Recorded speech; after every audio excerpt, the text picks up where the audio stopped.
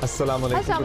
Good morning, everybody. You know, it's been raining over the weekend in Punjab. Yes, in Punjab. और my family was telling me कि क्या खूबसूरत overcast किस्म का scene हुआ है, हर चीज़ धुली धुली लग रही है. And of course, the moment it stops raining, it becomes very hot. वो दूसरी बात है. शदीद. हाँ, शदीद किस्म का हब्स हो जाता है.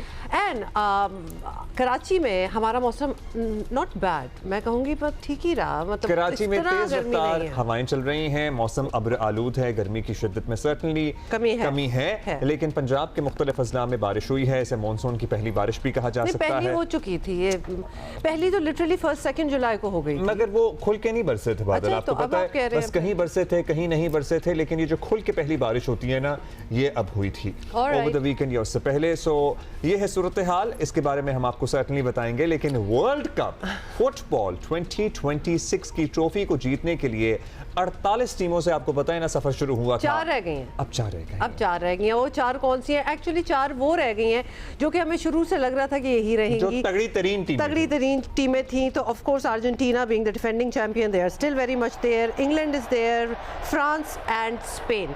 तो बीच में नॉर्वे की बड़ी बातें हो रही थी. आपको पता है कि हालैंड की क्या धूमें थी एंड एवरीथिंग. वो सब पीछे रह गए और ये 4 टीमें हैं जो कि आगे बढ़ेंगी. और फाइनल में एक्चुअल मजबूत टीमें हैं ऑन पेपर ऑफ पेपर, वही हमें इस फाइनल 4 लाइनअप में नजर आ रही हैं लिटरली. अच्छा, और इंटरेस्टिंग बात ये है, ट्रिविया थोड़ा सा आपके साथ शेयर कर लें कि चारों टीमें जिनका हमने नाम लिया है जो कि फाइनल में जा रही हैं, Argentina, England, France and Spain, they have all one the world cup before. तो ये पहले भी जीत चुकी हैं. मजबूत तरीन टीमें हैं, इनका एक्सपीरियंस है, दोनों they know exactly what it takes. अच्छा, आज तो है मंडे. अब मंगल की रात यानी कल 12 बजे होगा फ्रांस वर्सेस स्पेन. और फिर द नेक्स्ट डे वेडनेसडे को बुध की रात 12 बजे होगा इंग्लैंड और अर्जेंटीना का मुकाबला. और अच्छा, फिर दोनों टीमों से जो जीतेगा फिर आगे. और फिर जाहिर है जो दोनों टीमों से जीतेगा. आपको लग रहा है कि फाइनल अर्जेंटीना और इंग्लैंड का होगा? नहीं, मुझे अर्जेंटीना और इंग्लैंड का तो सेमीफाइनल होगा ना. इन दोनों में से जो जीतेगा फिर फ्रांस और स्पेन का जो फाते होगा उससे टकराएगा. तो आपको लग रहा है कि अर्जेंटीना और इंग्लैंड में मुझे लग रहा है कि शायद इंग्लैंड बाजी बात लेगा. चलो ठीक है, anyway we shall not speculate because होने ही वाला है, तो अब हम क्या इस पे मजीद बात करें. अर्जेंटीना और इंग्लैंड की बड़ी राइवलरी है certainly, so we'll keep you posted about it as well. लेकिन और भी बहुत सी खबरें हैं. ओवर द वीकेंड क्या कुछ नहीं हुआ. जंग जैसे कह रहे थे ना, जंग शुरू हो गई है दोबारा. अच्छा, इसको आप जंग ही कहेंगे. अब हमारे एक्सपर्ट्स भी हमारे साथ होंगे और उनसे हम बात भी करेंगे. दोनों तरफ से हो रहे हैं. और बहुत देर से हम लोग कह रहे थे चले at least the ceasefire stands. मेरे तो हमेशा क्वेश्चन मार्क उस सीज फायर पे नए हैं because this is not a ceasefire any more if it was there at all. तो आपको ज़रा अपडेट्स दे दें. आमनाए हुर्मुज़ से गुजरने वाले जो जहाज़ हैं, अब उनको बाकायदगी से ईरान ने बिल्कुल मना कर दिया कि जी it is closed for business. उन पर दर्जनों हमले हुए हैं और उसके बायस ईरान और अमेरिका के दरमियान दोबारा जंगी माहौल बन गया है. हफ्ते को ओमान में मुज़ाकरात के बाद लग रहा था, एक्चुअली सदर ट्रंप का इस बारे में बयान भी आ गया. उन्होंने कहा जी हफ्ते को तो तकरीबन तमाम बातें तय पा गई थी, लेकिन जब तय पा गई बातें उसके 1 घंटे बाद सदर ट्रंप का मौक़िफ़ सामने आया कि दोबारा स्ट्रेट ऑफ हॉर्मुज़ पे जहाज़ों पे ईरान की तरफ से IRGC की तरफ से हमले शुरू कर दिए. ना 80 अहदाफ पे जी जो हैं वो बमबारी हुई ईरान में अमेरिका की तरफ से. अगले दिन 90 हो गई. अब तो मतलब 150 तक बात जा चुकी है. अब तो ये अब मामला जो है वो लिटरली खुल गया है. और ओवर द वीकेंड आपको पता है ये बात फिर की जा रही थी कि जी मुआहिदा हो गया है, बातचीत आगे बढ़ रही है, मुस्बत अंदाज में बढ़ रही है. लेकिन फिर कब्रिस के जहाज़ पर हमला हुआ और सूरत हाल यकसर तब्दील हो गई. और अमेरिका की जानिब से ईरान के साहिली शहरों को भी निशाना बनाए जाने का सिलसिला जारी है. उधर ईरान भी अमरीकी अहदाफ जो खित्ते में मौजूद हैं उन पर मुसलसल मिसाइल दाग रहा है. बिल्कुल, ये सब कुछ भी हो रहा है. और आपने उस जगह के बता दिया. आपको बता दें कि अमेरिका की जानिब से ईरान की साहिली शहरों पर भरपूर हमले हो रहे हैं और ईरानी इनकलाबी गार्ड्स ने अपना हुर्मुज़ बंद करने का ऐलान भी कर दिया है. So they said that this is closed. अब आप यहाँ से नहीं जा सकते. लेकिन सदर ट्रंप का दावा है कि अपना हुर्मुज़ जहाज़ रानी के लिए खुली हुई है. आपको पता है स्टेटमेंट्स तो दोनों की कभी मैच हुई नहीं है. तो एक जगह वो कह रहे हैं खुले हुए, एक कह रहे हैं कि यहाँ से गुजरने की कोशिश ना करना. और अब सूरत हाल ये है कि अमेरिका और ईरान एक दूसरे पर हमले कर रहे हैं और ज़्यादा से ज़्यादा नुकसानात पहुँचाने के दावे हो रहे हैं. और धमकी आमेज़ बयानात तो पहले ही चल रहे थे. वो तबादला तो कभी रुका ही नहीं. मशरक़ वस्ता में पैदा होने वाली इस सूरत हाल ने दुनिया को दोबारा शदीद तशवीश में मुब्तला कर दी है। तेल की कीमतें जो हैं वो राइज कर गई हैं। So it is having exactly the same effect जो शुरू में हो रहा था। आज रात गए ईरान के सूबा बुशहर में भी, बंदर अब्बास में भी, कशम में भी, जासक में भी धमाके सुने गए हैं। उसके अलावा भी मुतअद्दिद इलाके हैं जहाँ से धमाकों की आवाज़ आई है। वाटर पंपिंग स्टेशन पर अमरीकी हमला हुआ, एक शख्स शहीद हुआ, 4 जख्मी हुए। अमरीकी फ़ौज का कहना है कि ईरान के खिलाफ हमलों की एक और लहर मुकम्मल कर ली गई है। मुख्तलिफ मकामात पर दर्जनों अहदाफ को निशाना बनाया गया। आबना हुर्मुज़ में तजारती जहाज़ों की आज़ादाना नकलो हमल यकीनी बनाने के लिए अमरीकी फ़ौज तैयार है। ईरान आबना हुर्मुज़ पर कंट्रोल नहीं रखता। तजारती जहाज़ों को निशाना बनाने की ईरानी सलाहियत को मज़ीद कमज़ोर करने का सिलसिला अमरीका के बकौल जारी है। अमरीकी फ़ौज ने इतवार को भी ईरान के 140 अहदाफ को निशाना बनाने का दावा किया था। ईरानी ज़राए का कहना है कि इतवार के अमरीकी हमलों में एक ईरानी फ़ौजी शहीद हुआ। अच्छा, जवाब में आपको ये भी बता दें कि जवाब में ईरान ने ओमान पे भी जो अमरीकी अड्डे थे उनको भी टारगेट किया है, कुवैत में भी टारगेट किया है और उर्दन, बहरीन, हाँ, जॉर्डन में भी किया है। अच्छा, यूएई में भी कुछ हुआ है लेकिन ऑब्वियसली वहाँ से कोई न्यूज़ उस तरह बाहर नहीं आ, so that remains to be seen. और इस पर उनके अलार्म्स और अलर्ट्स हमारे भी साथ मौजूद हैं, सफारतकार हैं, साबिक सेक्रेटरी खारिजा हैं। बहुत शुक्रिया एजाज साहब। अब ज़ाहिर है हर दफ़ा ही आपको पता है मामला बिगड़ता है, फिर कोशिश करके संभल जाता है, लेकिन अब जो बिगड़ा है आपको लगता है कितनी कोशिश लगेगी इसको फ्रॉम दिस पॉइंट ऑनवर्ड्स दोबारा संभालने में? क्योंकि जहां ये राय सामने आती है कि जी फुल स्केल वॉर तो कोई भी मुल्क अफोर्ड नहीं कर सकता, लेकिन अमन भी ऐसा लग रहा है कि कोई भी नहीं चाहता कि, और ये हाफ स्केल कहेंगे इसको फुल स्केल कहें, दिस इज वॉर।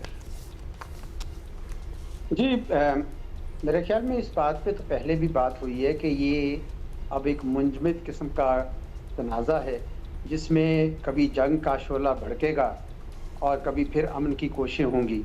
ये हो नहीं सकता कि मुसलसल जंग जारी रहे। उसकी वजह यह है कि आबनाए हुर्मुज़ सदर ट्रंप जो भी कहें मुकम्मल तौर पर बंद है। जब इतनी गोलाबारी हो रही हो और ईरान की तरफ से भी ये हो ख़तरा कि वो किसी भी जहाज़ पे हमला करेगा, तो फिर कौन सी ऐसी कंपनी है या इंश्योरेंस कंपनी है जो अपने टैंकर को वहाँ से जाने देगी। इस वजह से मुझे लगता है कि वहाँ पे काफ़ी, यानी अब एक किस्म का स्ट्रेट ऑफ हॉर्मुज़ जो है, आबनाए हुर्मुज़ जो है वो क्या कहते हैं, पावर कंटेस्टेशन का मरकज़ बन गई है। यानी एक किस्म का दोनों अपने मसल को दोबारा से टेस्ट कर रहे हैं। अमरीकी चाहते हैं कि ये खुला रहे और ईरानी कहते हैं कि जनाब खुला तो रह सकता है लेकिन हम फैसला करेंगे, आप नहीं करेंगे। गोया ये बिल्कुल ज़ीरो सम है और इसके लिए यकीनन अब बहुत ज़्यादा मेहनत से कोशिश करनी पड़ेगी जिन्होंने अमन करना है, या मीडिएटर्स हैं या इवन दूसरे भी हैं, क्योंकि ये सूरत हाल भी ज़्यादा देर नहीं रह सकती है। तो एजाज चौधरी साहब, यू वेरी राइट कि सूरत हाल ज़्यादा देर नहीं रह सकती, लेकिन आधे से ज़्यादा साल गुजर भी गया है इसी सूरत हाल में। इसलिए हमारे लिए इमेजिन करना कि मज़ीद ये पूरा साल इसमें गुजर जाए, ये इतना मुश्किल नहीं होगा। It can happen that way as well. Having said that, वो आप कह रहे हैं कि मतलब बातचीत जो है वो भी चलती रहनी चाहिए। अब ये MOU के सारे नुकात ये हुर्मुज़ वाले ही तो थे, इन्हीं पे तो बातचीत हो रही थी। अब one thing at a time, मतलब जब बातचीत चल रही है तो आप अपने हमले जो है उनको रोकें, या आप हमले कर लें और बातचीत रोक दें। ये साइड बाय साइड दोनों चीज़ों का चलना इज़ स्लाइटली स्ट्रेंज। और ये हमले भी ये फुल ऑन स्केल पे हो रहे हैं, साथ इनकी धमकियां भी जा रही हैं, स्टेटमेंट्स भी दिए जा रहे हैं। ये कोई ढकी छुपी बात नहीं हो रही। एक जगह फुल ऑन वॉर ही चल रही है और दूसरी जगह मुज़ाकरात की बातें, कुछ कोशिशें भी चल रही हैं। ईरान का ये ख्याल है कि ये स्ट्रेट ऑफ हॉर्मुज़ जो है, इस पे अगर इसका कंट्रोल बरकरार रहता है तो मुस्तकबिल में जो भी मुआहिदा होगा उसमें इसकी ईरान की इजारादारी या समझ लें इसकी सॉवरेनिटी इस स्टेट के ऊपर मान ली जाए। बस ये उसका एक मरकजी नुक्ता है, क्योंकि यही उनके पास एक वाहिद लेवरेज है जो उनके पास है। याद रखें कि ईरान का ये ख्याल है कि अगर स्ट्रेट ऑफ हॉर्मुज़ पे उसकी लेवरेज रहती है तो उससे फिर बाकी सारे नुकात MOU के अब मनवाना ज़्यादा आसान हो जाएगा। और अमेरिका को भी पता है कि ये अगर इसके पास रहता है तो फिर हम बाकी चीज़ों में एक किस्म का दब जाएंगे। तो चुनांचे एक पावर कंटेस्टेशन है दोनों के दरमियान और वो स्ट्रेट हॉर्मुज़ पे मरकूज़ है। मैं इसलिए ये कह रहा हूँ कि ये हमेशा नहीं रह सकता है कि जंग और अमन की दोनों चलते रहेंगे। आप देख लीजिएगा, अभी बहुत भड़की हुई है इस वक्त जंग, लेकिन ये जल्द ही बातचीत जो है वो शुरू हो जाएगी। अच्छा, कब क्योंकि तक इस ये मामला सूरत-ए-हाल इसी में तरह जब- चल सकता है? क्योंकि जहां हम देख रहे हैं दुनिया का नुकसान होता है, स्ट्रेट ऑफ हॉर्मुज़ जब बंद होता है तो ईरान का तेल भी तो वहां से नहीं गुजर पाता ना। जहां ईरान के पास ये लेवरेज था, वहां अमरीकी नेवल ब्लॉकेट ने भी ईरान के लिए तमाम रास्ते बंद किए हुए थे। सो ईरान के लिए भी मसाइल हैं और दुनिया के लिए भी मसाइल हैं। सो क्या ये असहाब की जो जंग है, इसमें अल्टीमेटली कौन आपको फातेह नजर आ रहा है? और इससे पहले जो मुआहिदा हुआ था उसमें Iran gained much more than the US. पूरी दुनिया इस बात की मुतरफ थी, लेकिन फिर दोबारा जंग के शोले भड़कना शुरू हो गए। मेरा अपना ये व्यू रहा है, मैंने इसका इजहार भी किया है कि इस दफ़ा कम अज़ कम ईरान ने ओवर प्ले किया है अपने हाथ को। मैं आपके प्रोग्राम में भी शायद कह चुका हूँ जी बिल्कुल कि बाकी जो इनको अमन का इनाम इस वक्त ईरान को मिलता, लेकिन सैंक्शंस उठ रही थी, उसका तेल बिकना शुरू हो गया था। ईरान की दुनिया से एक सिंपैथी भी आ रही थी, सपोर्ट भी अमेरिका को कोई नहीं मिल रही थी। जी, इसराइल जो है वो अमेरिका से दूर हो रहा था, अब दोबारा इसराइल अमेरिका के करीब आ गया है। नेटो की सपोर्ट भी आ रही है। एजाज चौधरी साहब, तो फिर ये हो तो रहा है, और ये you right, we spoke about this पहले भी, पिछले हफ्ते भी हमने ये बात की थी। बात ये है कि अगर ये आप और हम इधर बैठे हो ये रियलाइज कर रहे हैं, तो क्या ईरान में कोई रियलाइज नहीं कर रहा? And that brings us to the question कि वहाँ who is making all these decisions? ये to see it how it is कि हमने कितने गेन्स कर लिए हैं और हमारी एक अपर हैंड है ईरान में, उनको ये बात नज़र नहीं आई कि दोबारा से ये सिलसिला शुरू हो गया, विच ऑल्सो शोज यू कि कोई ना कोई तो वहाँ भी डिसहार्मनी है। They are not really all on the same page. जी, किसी भी मुल्क की तरह वहाँ पे भी पावर प्ले चलता है, और चूंकि IRGC यानी पासदारान इनकलाब इस्लामी, उनका ख्याल है कि जंग तो उन्होंने जीती है, तो दे आर कॉलिंग शॉट्स और वही कर सकते हैं ना हमला, जबकि अमन की कोशिशें तो उनकी सियासी क़यादत कर रही है। तो मुझे ये लगता है कि IRGC जो है वो ये मतलब काफ़ी ओवर कॉन्फिडेंट हो गई है। उसका ख्याल है कि वो स्ट्रेट ऑफ हॉर्मुज़ को कम अज़ कम अपने पास से नहीं निकलने देंगे, लेकिन बजाय स्ट्रेट ऑफ हॉर्मुज़ बजाते खुद तो कोई ऑब्जेक्टिव या गोल नहीं होना चाहिए ना। असल चीज़ तो ईरान को ये देखना है कि एक जो बड़ी सूरत हाल खित्ते की बनेगी वो उसके हक में जाए, यानी अमेरिका खित्ते से आहिस्ता आहिस्ता दूर होता जा रहा है, खलीजी रियासतें इनके करीब आती जा रही हैं, एक नया सिक्योरिटी आर्किटेक्चर की बात हो रही है, उनका अपना तेल बिकना शुरू हो गया है, उनकी अपनी इक्तसादी पाबंदियां हट रही हैं। ये बड़ा इनाम था।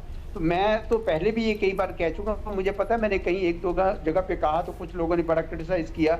वो समझते हैं कि नहीं, अब हर चीज़ ईरान के हक में जानी चाहिए। ईरान का को मेरा तो ये ख्याल था कि मुख्तलिफ जहाज़ों पर हमले नहीं करने चाहिए। अब सऊदी अरब के जहाज़ पे हमला किया, कतर के जहाज़ पे हमला किया, अभी कब्रस पे किया है, पहले सिंगापुर पे किया, जो गोया पूरी दुनिया को क्या दुश्मन बनाना है।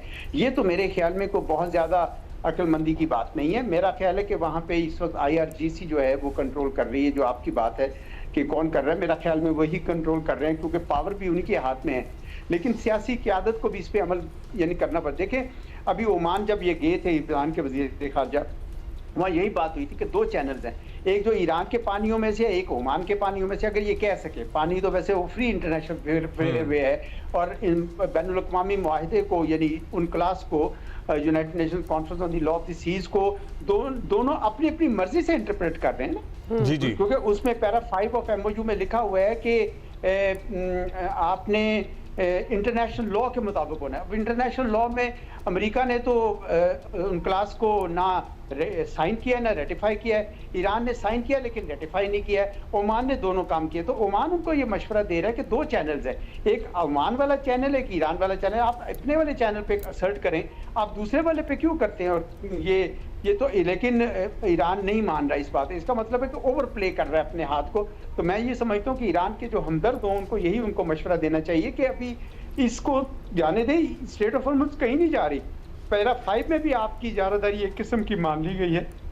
तो मुझे तो यही लग रहा है जी, सूरत हाल के ईरान की तरफ से इस मामले में थोड़ा सा अब, और मुझे यकीन है कि दोबारा ये पीस एफर्ट्स होंगी और आप देखेंगे कि दोबारा इसके ऊपर एक सीज फायर सा हो जाएगा। चलिए, Well, we उम्मीद are यही करते हैं। hoping- ज़ाहिर है कोई भी मुल्क इस जंगी सूरत हाल को मुतहम्मिल तो नहीं हो सकता, लेकिन जो एक माहौल बना था और जो फ़ज़ा बनी थी जिस पे खलीजी रियासतें ईरान के नज़दीक आ रही थी, ताल्लुकात बहाल हो रहे थे, कतर सालसी का किरदार अदा कर रहा था और पूरी दुनिया भी अमरीकी हमलों की मजम्मत कर रही थी, नेटो की तरफ से भी अमरीका को कोई सपोर्ट नहीं थी, वो तब्दील हो रही है सूरत हाल, क्योंकि ज़ाहिर है दुनिया यही चाहती है कि अमन हो और उस डायरेक्शन स्टेबिलिटी में आए। ही रहना चाहिए था। और अभी भी कोई अगर चांसेस हैं कि उस डायरेक्शन तो पिक वन, मतलब ना लड़ें और ये कर लें, बट एनीवे ये तो हम बैठ के putting it so simplistically is एक व्हाट और पर्सपेक्टिव लेते हैं हम। डॉक्टर जमील अहमद खान साहब हमारे साथ मौजूद हैं। थैंक यू, गुड मॉर्निंग, क्या हाल है आपका? डॉक्टर साहब, आपसे भी सबसे पहले तो हम यही पूछेंगे कि ईरान और अमेरिका के दरमियान अच्छा खासा डायलॉग चल रहा था, we were just talking about it, things were moving forward, और फिर एकदम से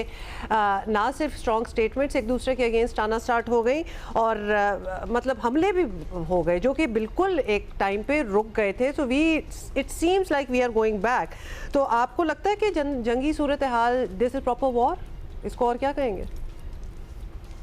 जी हाँ, कुछ खदशात तो यकीनन बढ़ गए हैं, बल्कि कुछ खतरात भी बढ़ गए हैं, क्योंकि दोनों साइडों से पहली मर्तबा जंगबंदी के बाद इस शिद्दत के साथ एक दूसरे पर मिसाइल और बम्बार्डमेंट की गई है। तो जिसकी वजह से और जो जिस हिसाब से धमकियां एक दूसरे को दे रहे हैं, उससे महसूस यही हो रहा है कि ये थोड़ा सा स्केल अप होगा। लेकिन क्या ये पूरी फुल फ्लैज जंग की तरफ चला जाएगा? ये कहना तो वैसे कबल अज़ वक्त है कि जंग के लिए जाने में उनको 10 दफा सोचना पड़ेगा, क्योंकि पहले उन्होंने जंग करके देख ली, यानी कि अमेरिका और इजराइल ने। पहले उन्होंने स्टेट ऑफ हॉर्मुज़ पे कब्जा करने की कोशिश की और नहीं कर सके। पहले रिजीम चेंज करने की कोशिश की, नहीं कर सके। पहले ईरान में पूरे का पूरा निजाम चेंज करने की कोशिश की, नहीं कर सके। तो अब अगर जंग दोबारा करेंगे तो दुनिया फिर उसी अजियत में मुब्तला हो जाएगी। पाकिस्तान ने तो बिल्कुल वाज़ेह तौर पर दो टोक तरीके से ये कह दिया है कि हम स्टेट ऑफ हॉर्मुज़ को अभी टेम्परेरीली बंद किया है, बाद में परमानेंटली बंद कर देंगे। आप अंदाजा करें कि पूरी दुनिया सहमी सी है, और यूरोपियंस की तरफ से तो ये भी मैसेज आया है कि अगर वॉलंटरी फी कोई आयद कर दी जाए तो कोई हर्ज नहीं है ईरान की तरफ से। यानी कि दुनिया नहीं चाहती कि दोबारा, और फिर सबसे बड़ी बात है, क्या अमेरिका में ये एपिटाइट है, क्या व्हाइट हाउस का ये एपिटाइट है कि फुल फ्लैज जंग की तरफ चले जाए? हमें जहन में रखना चाहिए कि पिछली जंग जो हुई है उसमें तकरीबन 17 अमेरिकन बेसेस जो इस खित्ते में है, उसमें जितनी तबाहियां मची हैं उसको ही मरम्मत करने में बहुत टाइम लगेगा, साल से 2 साल तक लग जाएंगे, और उस पर काफी खर्चा आ रहा है। कांग्रेस में शोर मचा हुआ है अमेरिका में। और फिर सबसे बड़ी बात है, ये जंग अमेरिका में कोई पॉपुलर जंग तो नहीं है। और दूसरी बड़ी बात ये है कि इजराइल की जो पॉपुलरिटी पे थी, यानी ये जो रेटिंग थी पहले 63% थी, एक न्यूयॉर्क के डिस्ट्रिक्ट का मेरे पास सर्वे है, तो अब वहां 23% के करीब रह गई है। बाकी जगहों पर भी इसी तरह तनजुली हुई है। इसका मतलब ये हुआ कि इजरायली लॉबी वो भी अब काफी प्रेशर में आ गई है वहां अमेरिका में। तो इस दफा बड़ा कॉम्प्लेक्स और कॉम्प्लिकेटेड ये मामला हो रहा है। इस जंग को फुल स्केल पे ले जाना अमेरिका के लिए आसान नहीं होगा, और ईरान भी इसका बहुत अरसे तक इस जंग में अपने आप को झोंक के इसका मुतहम्मिल नहीं हो सकता। लोग वहां बड़ी कसम पुरसी में है इन्फ्लेशन की वजह से और चीजों में जो कमी आ रही है उसकी वजह से। जी हाँ, दोनों ही इसके मुतहम्मिल नहीं हो सकते, लेकिन हालात तो जो हैं वो हैं ही। अच्छा, साथ साथ डॉक्टर साहब, सदर ट्रंप भी डायलॉग को अपनी बड़ी कामयाबी करार देते रहे हैं, लेकिन फिर ये भी सामने आया कि धमकियां लगाने का सिलसिला उन्होंने कभी भी नहीं रोका। सो क्या अमेरिका की अंदरूनी सियासत का ये तकाजा रहा है जो उनका बिहेवियर है, या बस उनकी शख्सियत ही ऐसी है जिसकी वजह से हालात, शख्सियत की वजह से और बयानबाजी की वजह से भी कुछ ये हालात बन जाते हैं? जी, अमेरिका के नहीं, ये डोनाल्ड ट्रंप की शख्सियत है। उसकी वजह बता देता हूं, क्योंकि ये जंग का फैसला उनके इदारों ने मिलके, जिस तरह पहले होता था किसी भी मुल्क में जैसे होता है कि इदारों की तरफ से पहले पूरी सलाह मशवरा किया जाता है, एक टेक्निकल तौर पर गुफ्तगू होती है, वो अपने अपने टेक्निकल पॉइंट्स पे स्टडी करके आते हैं। पेंटागन जैसे वहां हो गया या स्टेट डिपार्टमेंट हो गया। और इसमें हमें याद है कि 13 फरवरी को नेतन्याहू बैकडोर से व्हाइट हाउस के गए थे, पिछले दरवाजे से, और वहां जाके उन्होंने वॉर प्लान पेश किया था। उससे पहले इजरायली लॉबी ने सारे मामलात हमवार करके रखे थे व्हाइट हाउस और उनकी टीम के लिए, और ये उजलत में फैसला करके अपने आप को 28 फरवरी से जंग में झोंक दिया था। और ठीक है, नुकसान ईरान का तो बहुत हो गया, लेकिन ईरान उसको एब्जॉर्ब कर सकता है। क्या जो अमेरिका में तनज़ुली हुई है, जो महंगाई हुई है, जो रेटिंग डाउन हुई है रिपब्लिकन की, क्या उसके मुतामिल हो सकते हैं अमेरिकन? और सियासी तौर पर रिपब्लिकन और माशी तौर पर अमेरिकन? जवाब है नहीं। तो एक ही सांस में बहुत सारी चीजें एमओयू की भी खिलाफ वर्जी कर जाते हैं और फिर कहते हैं कि नहीं, ये हमारे सालसी जो हैं वो इसमें लगे हुए हैं और कतर ने हमसे बात की है और हमारी टेक्निकल टीमें तैयार हैं इसके लिए। तो लिहाजा ये चीजें मजीद कॉम्प्लेक्स इसको बनाते रहे, और जब अगर इसको उस अंदाज में देखा जाए, डोनाल्ड ट्रंप भी नहीं सोच सकते थे कि ईरान में फ्यूनरल पर इंसानों का एक समंदर होगा। बकौल ईरानी सरकारी नशरियात के कोई 40 मिलियन, चले 40 मिलियन नहीं, अगर 20 मिलियन भी, 2 करोड़ अफराद भी, तो ये दुनिया का सबसे बड़ा एक इज्तिमा था जनाजे का। तो दुनिया पर इसका डिप्लोमेटिक और साइकोलॉजिकल इम्पैक्ट तो पड़ता है, और डोनाल्ड ट्रंप पर भी पड़ा है। तो उनको है ना, मैं, और उसमें आपने देख लिया है कि उसका क्या हुआ।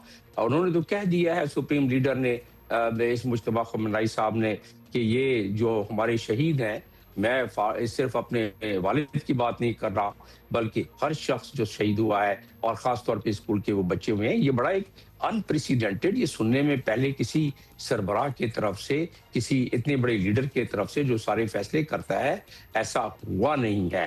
अगर उनको अजियत पहुंचती है तो पूरी दुनिया को उसकी अजियत पहुंचाने के लिए ये ही एक सबसे बड़ा लेवरेज है, स्टेट ऑफ हॉर्मुज़, और वो उनकी अब एग्जिस्टेंशियल थ्रेट का मामला है, तो उस पर कॉम्प्रोमाइज नहीं करते हुए नजर आ रहे वो। जी, क्लियरली कोई भी कॉम्प्रोमाइज़ नहीं कर रहा डॉक्टर जमील। अच्छा, ये बताएं कि अब मिसाइल हमले तो हो रहे हैं, वो हो रहा है, हुर्मुज़ जो है वो बकौल ईरान उसने तो बिल्कुल बंद कर दी है कि यहाँ से कोई थोरोफेयर नहीं हो सकती।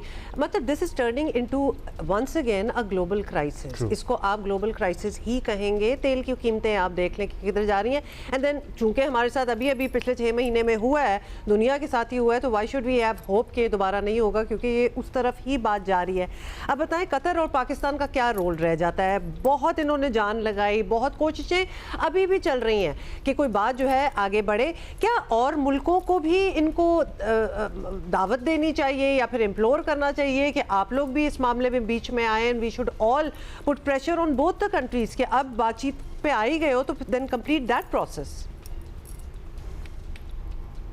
जी हाँ, ये R4 ममालिक जो हैं, जिसमें तुर्की है, इजिप्ट है, और जिसमें सऊदी अरेबिया है, पाकिस्तान है, ये कतर के अलावा ये भी इसमें कोशा है, और साथ में इसके चीन और रूस पसे पर्दा वो बड़े कोशा हैं इसमें, और साथ साथ वो ईरान को इनडायरेक्ट तौर पर, क्योंकि उनसे मुआहदे हैं ईरान के साथ, इनडायरेक्ट तौर पर जो उनकी जरूरत है वो भी पूरी कर रहे हैं। तो लिहाजा ये तो कोशिशें जारी रहेंगी। खासतौर पर ये ममालिक जो R4 मैंने बताया है, तो ये कोशिशें तो बड़ी सरतोड़ की कोशिश कर रहे हैं, लेकिन इससे बड़ा सवाल ये पैदा होता है कि अमेरिका, जिसको इतना ज़ौम है, वो पूरी दुनिया में एक सबसे बड़ा सुपर पावर, अस्करी कुव्वत सबसे बड़ी, उस लिहाज से उस अपनी मनमानी करने के लिए आगे बढ़ रहा है। और सबसे बड़ी बात यह है कि 2 बहरी बेड़े दोबारा वो ले आए हैं। मुझे तो खतरा और खदशा एक और होता है कि ये अगर एस्केलेशन लैडर ये बढ़ना शुरू हो गया, हालांकि इस वक्त दोनों ममालिक इसके मुतामिल नहीं हो सकते हैं, ना ईरान ना अमेरिका। सिर्फ नेतन्याहू चाहता है कि ये सिलसिला हो, सब सिर्फ इजराइल चाहता है ये। मुझे तो ये है कि जिस तरह कहा है अमेरिका ने कि हम स्टेट ऑफ हॉर्मुज़ को हर सूरत बंद नहीं होने देंगे, इसका मतलब क्या हुआ? इसका मतलब ये हुआ कि उनके बहरी बेड़े उधर खड़े हैं, उनकी नेवी उधर खड़ी है। अगर वो क्रॉस करने की कोशिश करेंगे तो उनको रेजिस्टेंस मिलेगी, और खुदा ना खास्ता जिस तरह के पहले भी ये बहरी बेड़े वापस ले गए थे और शुनीद ये थी कि कोई एक आध इनको लग गया था, टारगेट पर पहुंच गया था ड्रोन, तो अगर ऐसी सूरत में कोई नुकसान हो गया तो फिर तो जितनी भी मिलिट्री माइट है अमेरिका के पास, जितने मिसाइल और जितने साजो सामान, बम और बारूद है, वो तो ईरान की तरफ डायरेक्ट हो जाएगा। डोनाल्ड ट्रंप ने बयान दिया है कि 1000 मिसाइल जो है हमने बिल्कुल एम लेके बैठे हुए हैं ईरान का। अगर ईरान ने कोई असैसिनेशन की कोई कोशिश की, और इससे बड़ा मुझे खतरा यह है कि अगर ईरान को दीवार से लगाया गया तो ईरान तो खैर मिसाइल्स उनके पास है ही है, जो कुव्वत है वो तो सारी तबाही बर्बादी होगी। और उसके साथ भी अगर फिर भी इसी लिहाज से वो सिलसिला जारी रखा तो ईरान के पास अब भी इतनी कुव्वत है पूरे इलाके में। ये मामला कॉम्प्लेक्स और कॉम्प्लिकेटेड है। उम्मीद की एक ही किरण है कि अमेरिका का मिड टर्म इलेक्शन आ रहा है और वो जंग का मुतहम्मिल नहीं हो सकता, इसलिए कि वहाँ लोग जंग के बड़े खिलाफ होते जा रहे हैं। उसी की एक उम्मीद है कि ये प्रेशर पड़ता रहेगा और ईरान तो चले एब्जॉर्ब कर सकता है। और ईरान में इस वक्त जज्बात भी बड़े हाई हैं, लेकिन ईरान को भी पता है कि वो एक बहुत लंबी तवील जंग का मुतहम्मिल नहीं हो सकता। जी, But they seem to be going that way. Doctor Jameel, thank you so much for your perspective. Thank you doctor साहब। अच्छा जी, तो ये बात है और ये चलती रहेगी। अच्छा जी, वही हुआ है जिसका हमें एक डर जो है वो हमेशा लगा रहता है। पेट्रोल और डीजल की कीमतों में दोबारा इजाफे के बाद मुल्क भर में पब्लिक ट्रांसपोर्ट किरायों में नुमाया इजाफा हुआ है। ऑल्दो हुकूमत की तरफ से नए किरायों का कोई बाज़ाब्ता नोटिफिकेशन जारी नहीं हुआ, वैसे तो कभी भी कोई खास होता नहीं है, लेकिन मकामी ट्रांसपोर्टर्स ने अपने तौर पर किराए जो हैं वो बढ़ रहे हैं। कराची समेत दीगर शहरों में भी, मतलब बी एट रक्शे, टैक्सीज, मोटरसाइकिल, मतलब कुछ भी आप ले लें, किरायों में इजाफा कर दिया गया है। और इसी तरह पिक एंड ड्रॉप की सर्विस जो है वो फराहम करने वाले ट्रांसपोर्टर्स जो हैं उन्होंने भी चार्जेस अपने बढ़ा दिए। तो इट्स अ रिपल इफेक्ट। जब इस तरह प्राइसेस ऊपर चली जाती हैं तो फिर हर चीज़ जो है वो महंगी हो जाती है। बड़ा टाइम लगता है प्राइसेस नीचे जाएँ तो इन प्राइसेस के नीचे कम आने में बहुत टाइम लगता है, ऊपर बहुत जल्दी चले जाते हैं। ऊपर बहुत जल्दी चले जाते हैं और लोगों का यही शिकवा होता है, एक आम आदमी का ये शिकवा होता है कि जब प्राइसेस कम होती हैं आलमी मंडी में तो जाहिर है कुछ ना कुछ तो कमी आती है, लेकिन उस तरह कमी नहीं आती जिस तरह आम आदमी तवक्को कर रहा होता है। क्योंकि हुकूमत का मौक़िफ़ होता है कि भाई अभी तो पेट्रोल रास्ते में है, आने में और तरसील होने में कभी कुछ वक्त लगेगा, लेकिन जैसे ही आलमी मंडी में तेल की कीमतें बढ़ती हैं तो रातों रात, लिटरली रातों रात कीमतों में इजाफा हो जाता है। और हम अपनी पेट्रोलियम डेवलपमेंट लीवी और दीगर टैक्सेस की बात करें तो हमारे पेट्रोल के ऊपर इसकी शरह तकरीबन बनती है 43% और डीजल के ऊपर बनती है 46%, यानी the total amount that we are paying per litre, इसका तकरीबन निस्फ से थोड़ा कम परसेंटेज इज द टैक्सेस। मतलब अगर आपको निकाल दें इस चीज को या बहुत कम कर दें तो कितनी प्राइसेस कम हो जाए, ऐसा है नहीं। कुछ अगर गुंजाइश निकाल सके इन हालात में, क्योंकि आम आदमी की कमर टूट गई है। ये मतलब एट अ सर्टन पोजीशन, हर तरह की पोजीशन से ये बात करना निस्बतन आसान होता है कि भाई दुनिया में यही है और ऐसा ही होता है, लेकिन आप किसी मिडिल क्लास आदमी, किसी रिक्शे वाले और किसी गरीब आदमी के प्राइसेस ऊपर जाना जब पूरी दुनिया में ऊपर जा रही हूँ इज नॉट द प्रॉब्लम। जो टैक्सेस और लेवीज जो लगते हैं ना हमारे साथ, वो हमारी ही प्रॉब्लम है, that is specific to us. Khurram Shahzad हमारे साथ हैं, मुशीर वज़ीर ख़जाना हैं। खुरम, ये बताइएगा कि पहले तो पेट्रोलियम मसनूआत की कीमतों में इजाफे की बुनियादी वजह बता दें। आलमी हालात की वजह से ऐसा हो रहा है या फिर एक बार फिर हुकूमत लेवीज और टैक्सेस बढ़ाकर कमाई बढ़ा रही है? सॉरी, पब्लिक तो यही सोचेगी, तो आप बताएं क्या हुआ है। जी, बिस्मिल्लाहिर्रहमानिर्रहीम, बहुत शुक्रिया मुझे प्रोग्राम में लेने के लिए। देखें, ये आप सुबह से प्रोग्राम में डिस्कस कर ही रहे हैं, ईरान का और यूएस का मामला डिस्कस कर रहे हैं और आप क्रिटिकल्स भी ये बता रहे हैं कि किस तरह से दोबारा से हमले शुरू हुए हुए हैं और ये जो स्ट्रेट ऑफ हॉर्मुज़ ये रास्ता है इसे दोबारा बंद करने की बात हो रही है। तो ऑब्वियसली देखें उसकी वजह से ऑयल प्राइसेस में उतार चढ़ाव रहता है और दोबारा जो है वो चढ़ाव आया है। इनफैक्ट अगर आप पिछले 2 वीक्स की बात करें तो आपको पता है कि छोटे छोटे एक्सचेंज ऑफ फायर्स हुए, उसके बाद अब बढ़ गए, जिसकी वजह से अब ये खतरा लाक है कि ये स्ट्रेट ऑफ हॉर्मुज़ दोबारा बंद हो गया, क्योंकि ईरान तो कल से कह रहा है कि जी हमने ये इसका चार्ज संभाल लिया और इसको बंद कर देंगे, और यह बंद कर दिया है इनफैक्ट अभी जो खबरें आ रही हैं। तो अगर ये हो जाता है तो नेचुरली ऑयल की कीमतें मजीद ऊपर जा सकती हैं। और देखें ऑयल जो है कितना वोलेटाइल रहा है 4 महीनों में, इसकी वजह से पेट्रोल और डीजल की इंटरनेशनल प्राइसेस भी बहुत ज़्यादा वोलेटाइल रही हैं। तो इसकी यही एक बड़ी वजह है ना ऑयल प्राइसेस बढ़ने की, और लोकली कीमतें भी जो है जो अभी ऊपर गई हैं। मैं आपको थोड़ा सा एक बैकग्राउंड देता हूँ। आप देखें जो हाईएस्ट प्राइस थी पाकिस्तान में पेट्रोल और डीजल की आई थिंक कोई 520-521 रुपये करीब गई थी, और जो पेट्रोल की थी 457-58 रुपये करीब गई थी।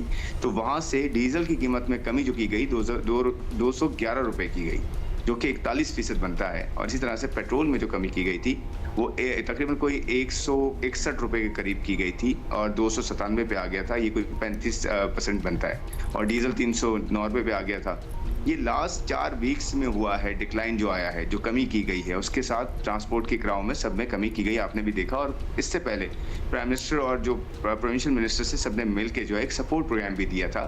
तो ऑब्वियसली मैनेज किया है समहाउ इसको, और जहाँ तक जो है विद इन रोज रिसोर्सेज दिया जा सकता था सपोर्ट वो दी गई है। लेकिन अभी यहाँ से ये बड़ा सेंसिटिव मामला है कि यहाँ पे MOU जो है बरकरार रहे, और मैं ये समझता हूँ कि आगे जाते हुए इंशाल्लाह ये बात दोबारा शुरू हो जाएगी। और ये मुझे नहीं लगता कि जंग किसी के हक में है दोबारा से, और इसको शुरू करना किसी के हक में। लेकिन देखें, आहिस्ता आहिस्ता चीज़ें सेटल डाउन होती है, अचानक से नहीं होती, लेकिन उसका इम्पैक्ट लोकल प्राइसेस पे आता है। लेकिन मैं ये कहना चाह रहा हूँ कि पिछले 4 हफ्ते में प्राइसेस में कमी की गई है, 1 हफ्ते में अगर बढ़ाई गई है तो उसकी बड़ी वजह जो है ऑयल की कीमतों में इजाफा इंटरनेशनल मार्केट में, जिसकी वजह से एक इम्पैक्ट। अच्छा, यही तो खुर्रम साहब लोगों का सवाल आता है कि जब कमी होती है तो फिर कमी होने में वक्त लगता है, लेकिन जब ऑयल प्राइसेस इंटरनेशनल मार्केट में बढ़ती हैं तो रातों रात उसमें इजाफा कर दिया जाता है। At the same time sir, हमारा ऑलमोस्ट इस वक्त अगर डीजल की पर लीटर प्राइस में टैक्सेस और लेवी वगैरह डाल के देख लें तो 102 रुपये बन रहे हैं।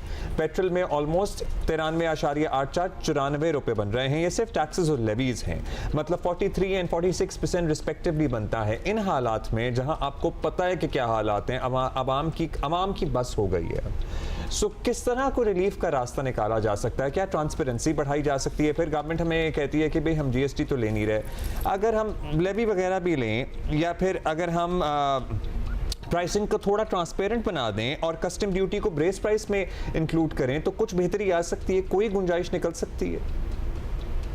नहीं, देखें, आप 2 बातें कर रहे हैं। एक, आपने ये कहा कि जी रातों रात बढ़ा दी जाती है, ऐसा बिल्कुल नहीं है। प्लीज आप जरा सा फैक्ट्स देखें, हर जुम्मे को जो है चेंज होता है, और जुम्मे से पहले कोई इंक्रीज नहीं आता, आपने देखा होगा। बल्कि इनफैक्ट 3-4 वीक्स का जायजा लें तो प्राइम मिनिस्टर ने तो मेरे ख्याल में आगे बढ़ के जो है वो जुम्मे से पहले जो है प्राइसेस कम की हैं। एक मतलब ऐसे भी हुआ कि प्राइम मिनिस्टर साहब शायद कतर में थे और एकदम से ये खबर आई कि हरमुज जो है खोल रहे हैं ईरान, तो उसके बाद फौरन से कीमतों को जो है पास ऑन किया गया। हालांकि ये हमेशा जो एक हफ्ते का जो है वो पैटर्न है, आपने देखा होगा, और हर हफ्ते हर जुम्मे को जो है वो ये चेंज होती हैं। तो एक तो मैं आपको ये just you know putting the facts straight. दूसरी बात आपने टैक्सेस की कही है। देखिए, टैक्सेस में 2 हिस्से हैं, एक ये कि कंजम्पशन टैक्स है, या फिर जो फ्रंट लाइन टैक्सेस होते हैं जिसमें लेवी है सिर्फ, उसमें कोई और टैक्स नहीं है। सेल्स टैक्स नहीं है 18%, जो सारी प्रोडक्ट्स पे होता है। सेल्स टैक्स 18% नहीं है, उसकी जगह लेवी है। और लेवी भी अगर परसेंटेज में देखें, आप देखें 2 चीज़ों को मिक्स कर रहे हैं, आप इम्पोर्ट टैक्सेस को भी मिला रहे हैं, आप जो है वो फ्रंट टैक्सेस को मिला रहे हैं। तो देखिए, जो 24% है या 23% है, 24 रुपये 20 रुपये, वो इम्पोर्ट टैक्सेस होते हैं। इम्पोर्ट टैक्सेस सारी प्रोडक्ट्स पे लगते हैं, उसकी अपनी एक फिलॉसफी होती है। उसका ये मतलब नहीं है कि इम्पोर्ट टैक्सेस को आप छेड़ते रहें और जो है वो कंजम्पशन टैक्सेस को छेड़ते रहें, हर वक्त को प्राइसेस को चेंज करते रहें। ये बिल्कुल मैं कहना चाहता हूँ कि प्राइसेस को जहाँ पे रिलीफ दिया जा सकेगा, और दिया गया है भी पिछले 4 महीने में, वहाँ पे बिल्कुल आप देखिए प्राइम मिनिस्टर तो हमेशा इस जो है सर, ये लेवी इतनी थी तो नहीं ना, ये बढ़ते यहाँ पे, क्योंकि हमें टैक्स खसारा अपना कम करना है। जी सर बस ये पॉइंट ले लीजिए, ये लेवी आपको पता है कि अगर हम लेवी समेत दी गई टैक्सेस में अगर हम 94-95 रुपए तक पहुंचे हैं तो over the period of time पहुंचे हैं सर। बताता हूँ ना जी सर, मैं आपको बताता हूँ। देखिए, 3 हफ्ते आपकी लेवी सस्पेंड की गई थी, उस वक्त किसी ने ये बात नहीं की कि 80 रुपए जीरो कर दी गई है, तो वो भी तो था ना। देखिए, जहां आप फंड प्रोग्राम में है, प्लीज आपको भी पता है आप फंड प्रोग्राम में है, IMF के प्रोग्राम में है, आपके पास रिसोर्सेज कम है, आप उसको पूरा कर रहे हैं, उसकी कंडीशंस भी पूरी कर रहे हैं, आप साथ में एक बैलेंस भी रख रहे हैं। आपने 129 अरब रुपए की सब्सिडी भी दी है, आपने सुबह के साथ मिलकर बाइकर्स को भी सब्सिडी दी है, जो ट्रांसपोर्ट से उनको भी सब्सिडी है, रेलवे की किराया नहीं बढ़ाया आपने। तो ये सब बातें भी आप बताएं ना, सारी डिटेल्स बताएं। दूसरी टैक्सेस की जो आप बात कर रहे हैं ना, टैक्सेस का मैं आपको बताता हूँ। देखिए, जो लेवीज है ना, लेवीज ये अक्रॉस द बोर्ड है, पूरी दुनिया में लेवीज लगती हैं। ये जो फ्यूल्स होते हैं ना, पेट्रोल डीजल, ये सारे ये एनवायरमेंटल इशू जो है क्रिएट करते हैं, ये माहौलियाती आलूदगी क्रिएट करते हैं, इसलिए इन पे लेवीज लगाई जाती हैं, इसलिए इन पे टैक्सेस का जो है वो इनक्लाक होता है। दूसरी बात मैं ये कहना चाह रहा हूँ, जो इम्पोर्ट टैक्सेस की आपने बात की है ना, उसके अंदर देखें सिर्फ इम्पोर्ट टैक्सेस नहीं है और सिर्फ ऑयल प्राइस नहीं होती है, इसके दरमियान लाने की जो लागत होती है ना, इंश्योरेंस होती है, ट्रांसपोर्ट होती है, वो सब चीज़ें भी होती हैं, तो वो भी चेंज हो जाती हैं। मिसाल के तौर पर अगर ऑयल 70 से 76 हो गया है ना, तो इसका मतलब ये नहीं है कि सिर्फ $6 बढ़ गए, उसके प्रीमियम्स भी बढ़ जाते हैं, उसकी इंश्योरेंस भी बढ़ जाती है, उसकी जो है रिस्क बढ़ जाते हैं, तो ओवरऑल प्राइस में चेंज आता है। इस तरह डिक्लाइन भी होता है। तो देखिए, कहने का मतलब ये है कि इसका लार्जली इम्पैक्ट रीजनल ही है, लेकिन गवर्नमेंट ऑफ पाकिस्तान हमेशा, और देखिए कोई भी गवर्नमेंट हो, ये कोशिश करती है कि आम आदमी पे इम्पैक्ट कम से कम आए। लेकिन आपकी बात एक मैं बिल्कुल एग्री करूंगा कि कीमतें ऊपर जाती हैं मार्केट में, ट्रांसपोर्ट की और शरह अशिया खुदनोश की, ये आती नीचे बहुत जो है आहिस्ता है, ये इतना आसान नहीं होता। लेकिन हमारी कोशिश ये है, और मैं हमेशा कहूँगा गवर्नमेंट का ये रोल है कि किस तरह एक आम आदमी को घर तक खाने की अशिया, पहनने ओढ़ने की अशिया और ट्रांसपोर्ट की कॉस्ट कम करे, और इसमें ना सिर्फ फेडरल गवर्नमेंट का, प्रोविंशियल गवर्नमेंट का काम है, हमें मिलकर सबका काम है। तो खुद हम ये भी बता दें, बल्कि हम इसी बात पे आ रहे थे कि अवाम को, अब आप क्या कह रहे हैं, इस सारे कहने का मतलब ये है कि अवाम को अब तैयार रहना चाहिए कि कीमत बढ़े या ना बढ़े, अब तो खैर बढ़ ही रही है। एनर्जी और फ्यूल बचाने के जो इकदाम मार्च अप्रैल में तजवीज़ किए गए थे, वो किसी ने फॉलो किए थे या नहीं, लॉकडाउन की तरफ, लेकिन हम उधर ही जा रहे हैं। नहीं देखिए, मुझे ये वो मसला बहुत गंभीर था, आपको पता है, वो बहुत ज़्यादा एक्सट्रीम था। इंशाल्लाह ऐसा मुझे तो इस वक्त नहीं लगता ऐसा, क्योंकि देखिए जंग, मुझे लगता है यूएस ने भी उस तरह से करना है। अब यूएस को भी एक वे आउट मिला है इस तरह से। ईरान भी नहीं चाहता, उसकी इकॉनमी बहुत कमज़ोर है, उसे भी जो है अपनी इकॉनमी को भी खड़ा करना है। एक रास्ते के ऊपर एक कॉन्फ्लिक्ट है। आई एम श्योर कि ये रीजनल इकॉनमीज जो है वो जल्दी इसको आपस में मिलकर हल कर लेंगी, मुझे नहीं लगता। लेकिन देखें, मैं हमेशा वहाँ, आपको पता है और आपको भी पता है, मैं हमेशा ये कहता आया हूँ कि हमें जो ऑस्टेरिटी है वो एज अ नॉर्मल लाइफ हमें लेके चलनी चाहिए, क्योंकि हमारे रिसोर्सेज इतने नहीं हैं, चाहे वो गवर्नमेंट हो या इंडिविजुअल्स हो। दूसरी बात है कि हमें दुकानें जल्दी खोलनी चाहिए, जल्दी बंद करनी चाहिए। ये तो आम आदमी तो ऑस्टेरिटी की जिंदगी गुजार रहा है और ये दुकानें जल्दी खोलनी चाहिए, ये बहुत अच्छा आपका आइडिया है। Nobody is following it, we have been talking about it, you have been talking about it for years.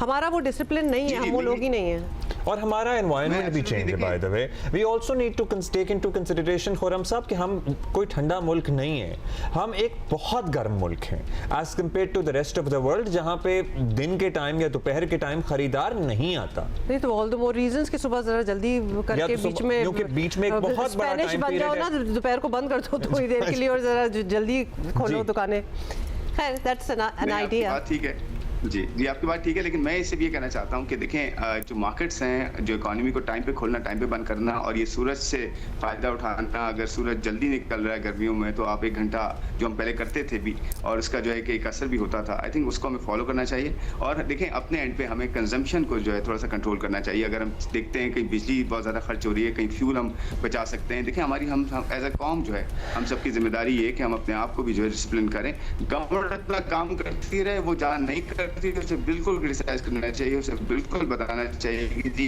ये गलत हो रहा है, ये ठीक हो रहा है, आप कर रहे हैं। लेकिन अपने एंड पे भी हम खुर्रम साहब, वो जो ऑस्टेरिटी मेजर्स लिए गए थे गवर्नमेंट की सतह पे, गाड़ियों के इस्तेमाल में कमी आई थी, जो पेट्रोल अलाउंसेस थे उसमें कुछ कमी आई थी, फिर जाहिर है दोबारा अब हालात नॉर्मल हो गए, अब दोबारा हालात ख़राब हो रहे हैं, तो आप लोगों की अपनी पॉलिसी के सतह पे है, दोबारा ऑस्टेरिटी मेजर्स की तरफ जाएंगे, चले गए हैं, अभी सोच रहे हैं?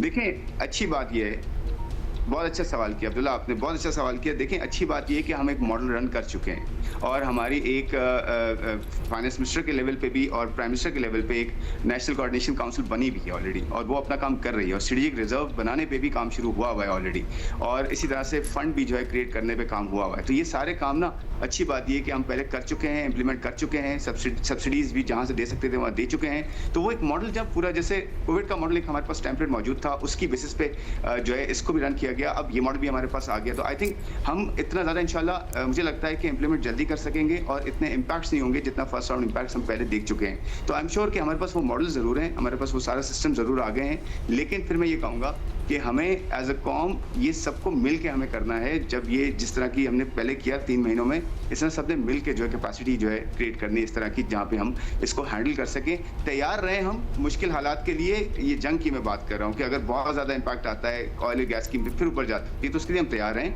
गवर्नमेंट तैयार है, आवाम भी तैयार है। लेकिन जहाँ हम आवाम के लिए कर सकते हैं, गवर्नमेंट कर सकती है, इंशाल्लाह वो करेगी। लेकिन मैं पर्सनली समझता हूँ कि शायद ये इतना एस्केलेट ना करे और ये जल्दी मामला हल हो जाए, और हम दोबारा MOU की जो है ना पासदारी कर सकें और आगे बढ़े, और ऑयल की कीमतें नीचे और आवाम को हम इसको पास ऑन कर सकें। चलिए जी, अल्लाह करे ऐसा ही हो। लेकिन और आप जो कह रहे हैं तैयार रहे, हम हमेशा इन स्टेट ऑफ रेडीनेस ही रहते हैं। वैसे Abdullah, we are always as a calm we are ready for absolutely anything, और कोई बहुत ही आला चीज़ हो जाए वो तो हमें रास वैसे ही नहीं आती, बिकॉज हम डिसबिलीफ में चले जाते हैं ना कि हमारे साथ ये कैसे हो सकता है इतना अच्छा।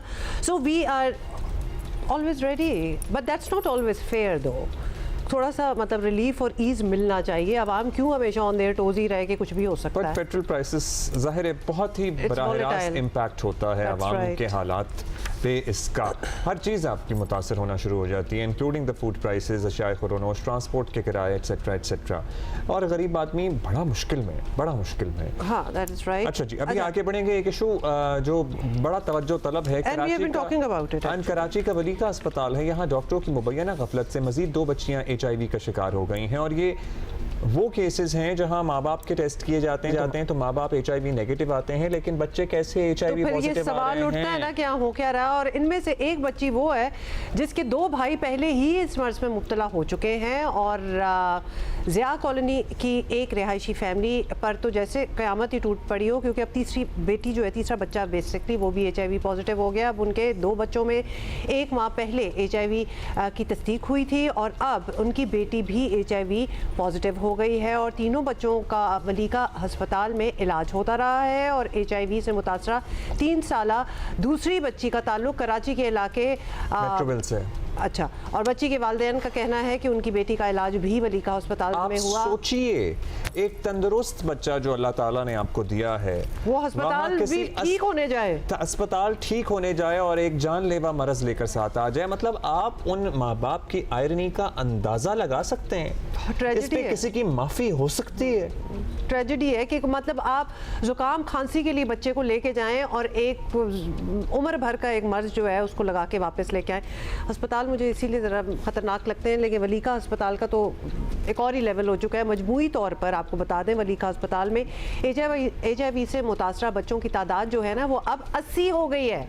मतलब बच्चा जो है वो HIV पॉजिटिव होता चला जा रहा है, और ना या तो इनको पता नहीं चला, या फिर इतने इनके रिलैक्स्ड किस्म के प्रोटोकॉल्स हैं कि they really did not even care कि किसको क्या लग रहा है। तो HIV की बात हो रही है, इसके अलावा कितनी डिजीजेज हैं जो इस तरह अगर आप सिरिंजेस और ये सारी दोबारा यूज करें जो कि 1 टाइम यूज के लिए होती हैं, मतलब आज तो कुछ के भी हो ज़माने सकता में है। किसको नहीं है पता कि exactly who doesn't know.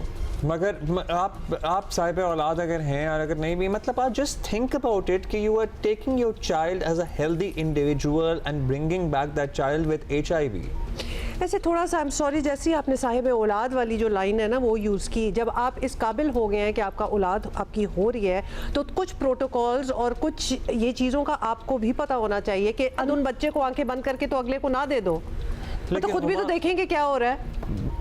Abdullah, हम लेकिन हुमा ना करें, हम बहुत अपने आप से ना रिस्पॉन्सिबिलिटी उतार के अगले पे डाल देते हैं। मगर ये बहुत बेसिक चीजें हैं। मगर जिनकी ये रिस्पॉन्सिबिलिटी है, आप देखिए कि उनसे क्या कोताही, गलती, ये जुर्म है। ये जुर्म है, ये तो कोताही भी नहीं है ये मतलब। अच्छा, शिवाला हमारे साथ हैं, जरा उनसे बात कर लेते हैं। शिवाला असलम, नुमाइंदा जियो न्यूज़ ज्वाइन कर रही हैं। मतलब ये जिस लेवल की इस पे सरजरिश होनी चाहिए थी, जो इंक्वायरी होनी चाहिए थी, जो कार्रवाइयाँ होनी चाहिए थी, उतनी हुई हैं, क्योंकि ये पहला केस तो नहीं आया। इन केसेस पे हम पहले भी बात कर चुके हैं। और शायद शिवाला हमने पिछले 10 दिनों में ही हमारी पहले भी इस बारे में बात हो गई है। इतनी बड़ी मतलब इस चैनल पे बैठ के हम बात कर रहे हैं, वहाँ किसी के कान पे जू नहीं रेंगी कि उन्होंने अपने प्रोटोकॉल वही रखे।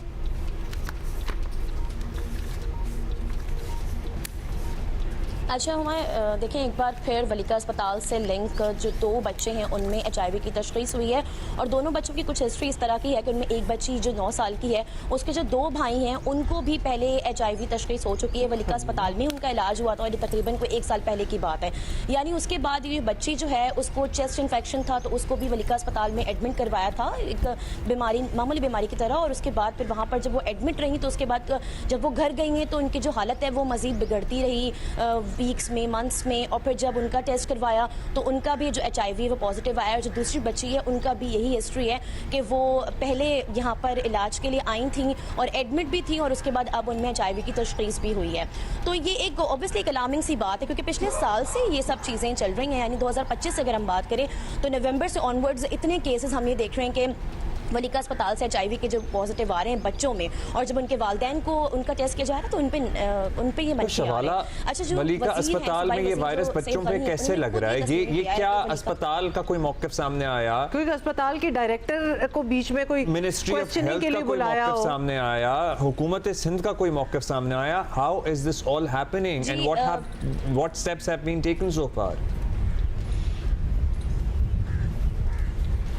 बिल्कुल अब्दुल्ला, मैं उसी तरफ आ रही हूँ। पिछली मरतबा भी के हवाले से बात ये हुई थी कि जो रीयूज़ है सिरिंजेस का, उस वजह से मुबैना तौर पर जो गफलत हुई है, तिबी जो गफलत है, उससे बच्चों में बड़ी तादाद में जो ये HIV है वलीका अस्पताल में फैला। उसके बाद जो तहकीकाती कमेटी की रिपोर्ट है वो भी अभी कुछ डेज पहले आई। पहले तो इन लोगों को सस्पेंड कर दिया गया था, जो अस्पताल के काफ़ी अमला था, यानी जो MS थे, जो डिप्टी MS थे, उनको सस्पेंड कर दिया गया था। बट अब उसके बाद जो तहकीकाती कमेटी की जो रिपोर्ट आई है, उसके बाद जो MS हैं, डिप्टी MS हैं, और उसके साथ ही जो पैथोलॉजी के जो हेड ऑफ डिपार्टमेंट है उन समेत जो काफ़ी डॉक्टर्स हैं और जो वहाँ पर पैरामेडिकल जो स्टाफ था उनको भी मुअत्तल कर दिया गया है। ये तहकीकाती कमेटी की एक रिपोर्ट है। और जो सईद गनी हैं, जो सूबाई वज़ीर हैं, उन्होंने ये खुद तस्लीम किया कि 80 केसेस अब तक ऑब्वियसली हो चुके हैं इस अस्पताल से टिल जनवरी तक, यानी कि अगर हम नवंबर से बात करें तो जनवरी के बाद तो अभी कितने महीने हो चुके हैं, तो केसेस की तादाद बहुत बढ़ गई है। अनऑफिशियली भी ये 200 तक तजावुज़ कर चुके हैं। और उसके बाद अब क्योंकि पटिशन दायर की गई थी शहरियों की जानिब से सिंध हाई कोर्ट में, तो जो केस है वो भी अभी इन प्रोसेस है, वो चल रहा है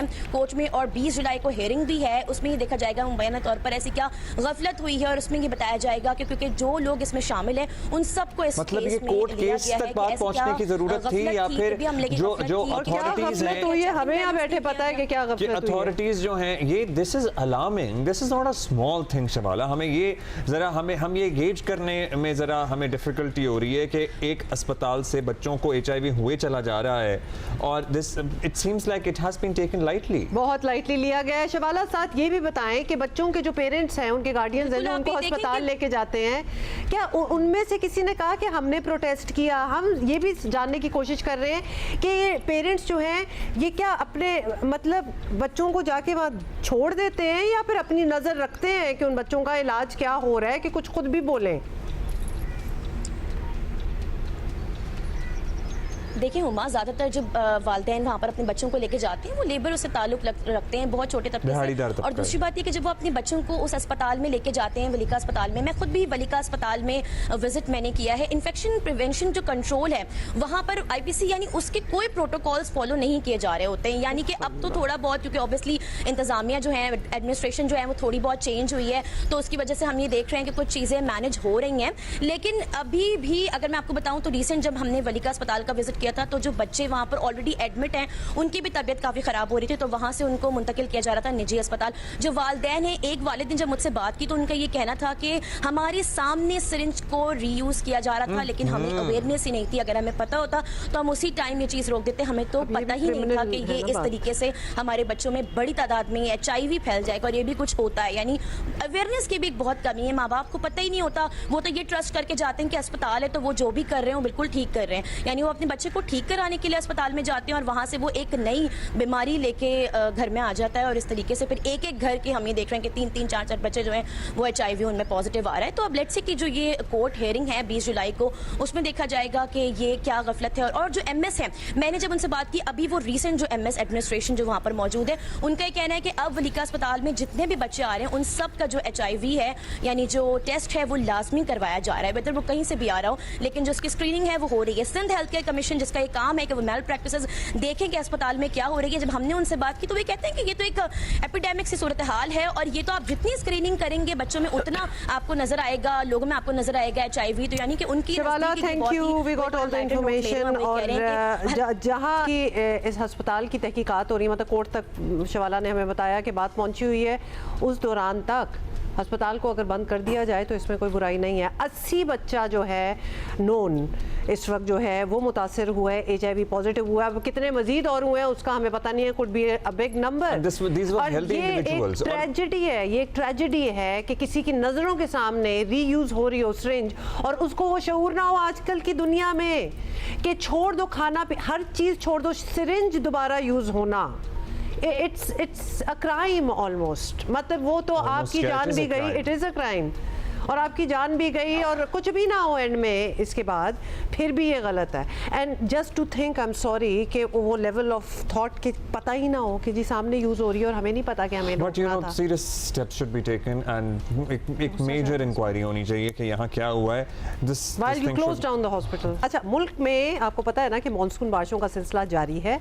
लाहौर, सरगोदा, फैसलाबाद, गुजरांवाला समेत पंजाब के मुख्तलिफ शहरों में बारिश के बाद नशेबी इलाकों में पानी खड़ा हो गया है और लाहौर में कोई 37 मिलीमीटर बारिश 27 मिलीमीटर बारिश रिकॉर्ड की गई है। वज़ीर आला पंजाब मरीम नवाज ने मुतवक्के बारिशों के पेश नज़र बरसाती नालों और ड्रेन्स की मॉनिटरिंग की सहूलियात भी की हिदायत कर दी हैं। और अगर आप बारिश में थोड़ी सी गुलाब जामुन भी खा लें गरम गरम तो आपको नजर आ गए थे आपसे यहाँ पड़े। अच्छा, इसमें कोई ऐसे कोई बुराई नहीं है। माहिरीन जो है ना वो कह रहे हैं कि मौजूदा सीज़न में भी सैलाब और ख़ास तौर पर अर्बन फ्लडिंग के खदशात ज़ाहिर जो है वो नज़र आ रहे हैं, हो सकते हैं। कराची में अर्बन फ्लडिंग से निमटने के लिए हुकाम का दावा है कि वो तैयारियां कर रहे हैं, लेकिन इलाकों के नालों की जो सफाई होती थी उसका फुकदान नज़र आ रहा है। अभी वैसे टू बी वेरी ऑनेस्ट कोई ख़ास फोरकास्ट नहीं है बारिश का, but then we are in that मौसम एंड इन दोज मंथ्स जब हो जाती होती है। तो अभी तक बारिशों से कोई बड़ा नुकसान तो नहीं हुआ, लेकिन डेरा गाजी खान, रहीम यार खान, लियाकतपुर समेत जनूबी पंजाब के बाद अजला में बरसाती रेलों से फसलों को नुकसान ज़रूर पहुँचा है। बाय द वे गिलगित बल्तिस्तान के ज़िला दयामर में सैलाबी रेलों ने खड़ी फसलों के ज़रई ज़मीनों और राबता पुलों को भी नुकसान पहुँचाया है। शराए कराकरम मुख्तलिफ मकामात पर बंद है, जिसके बायस सयाहों को शदीद मुश्किलात का सामना है।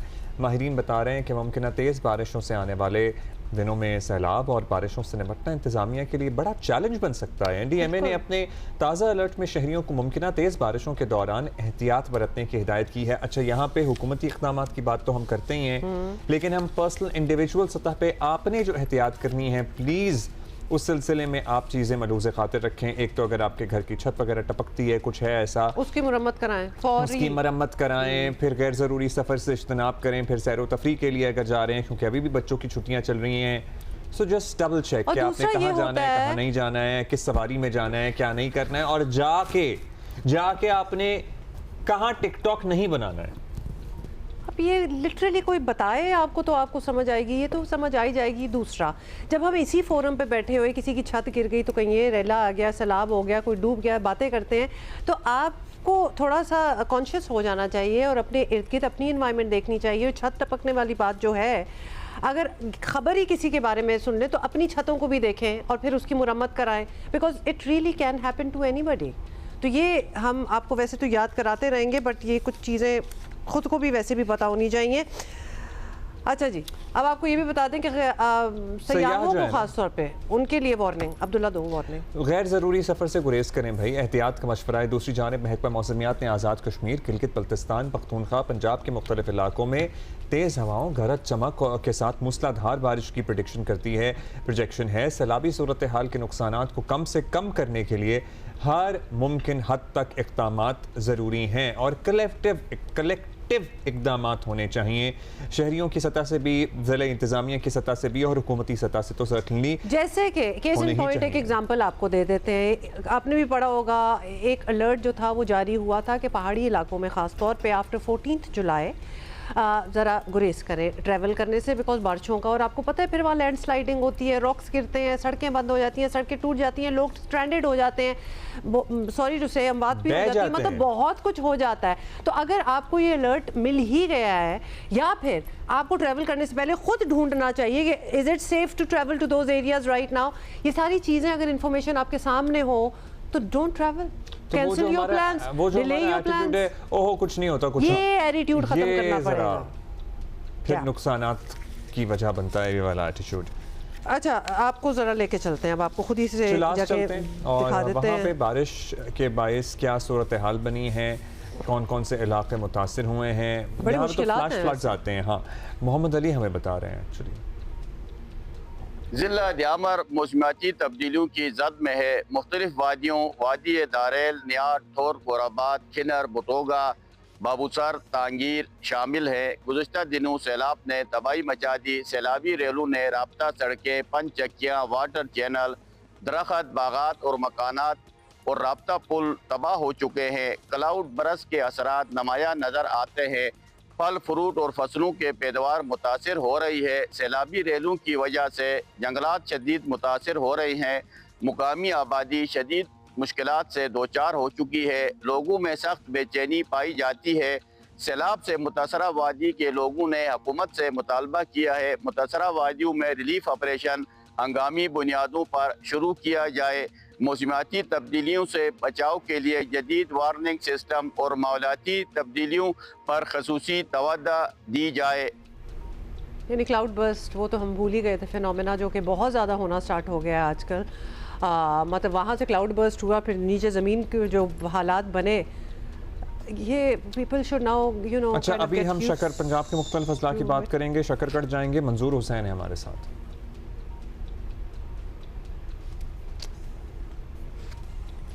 जी, शकरगढ़ में हालिया बारिशों के बाद बरानी इलाका होने के नाते जहां धान की काश्त में तेज़ी आई है, वहीं पर मौसम भी खुशगवार हो गया है।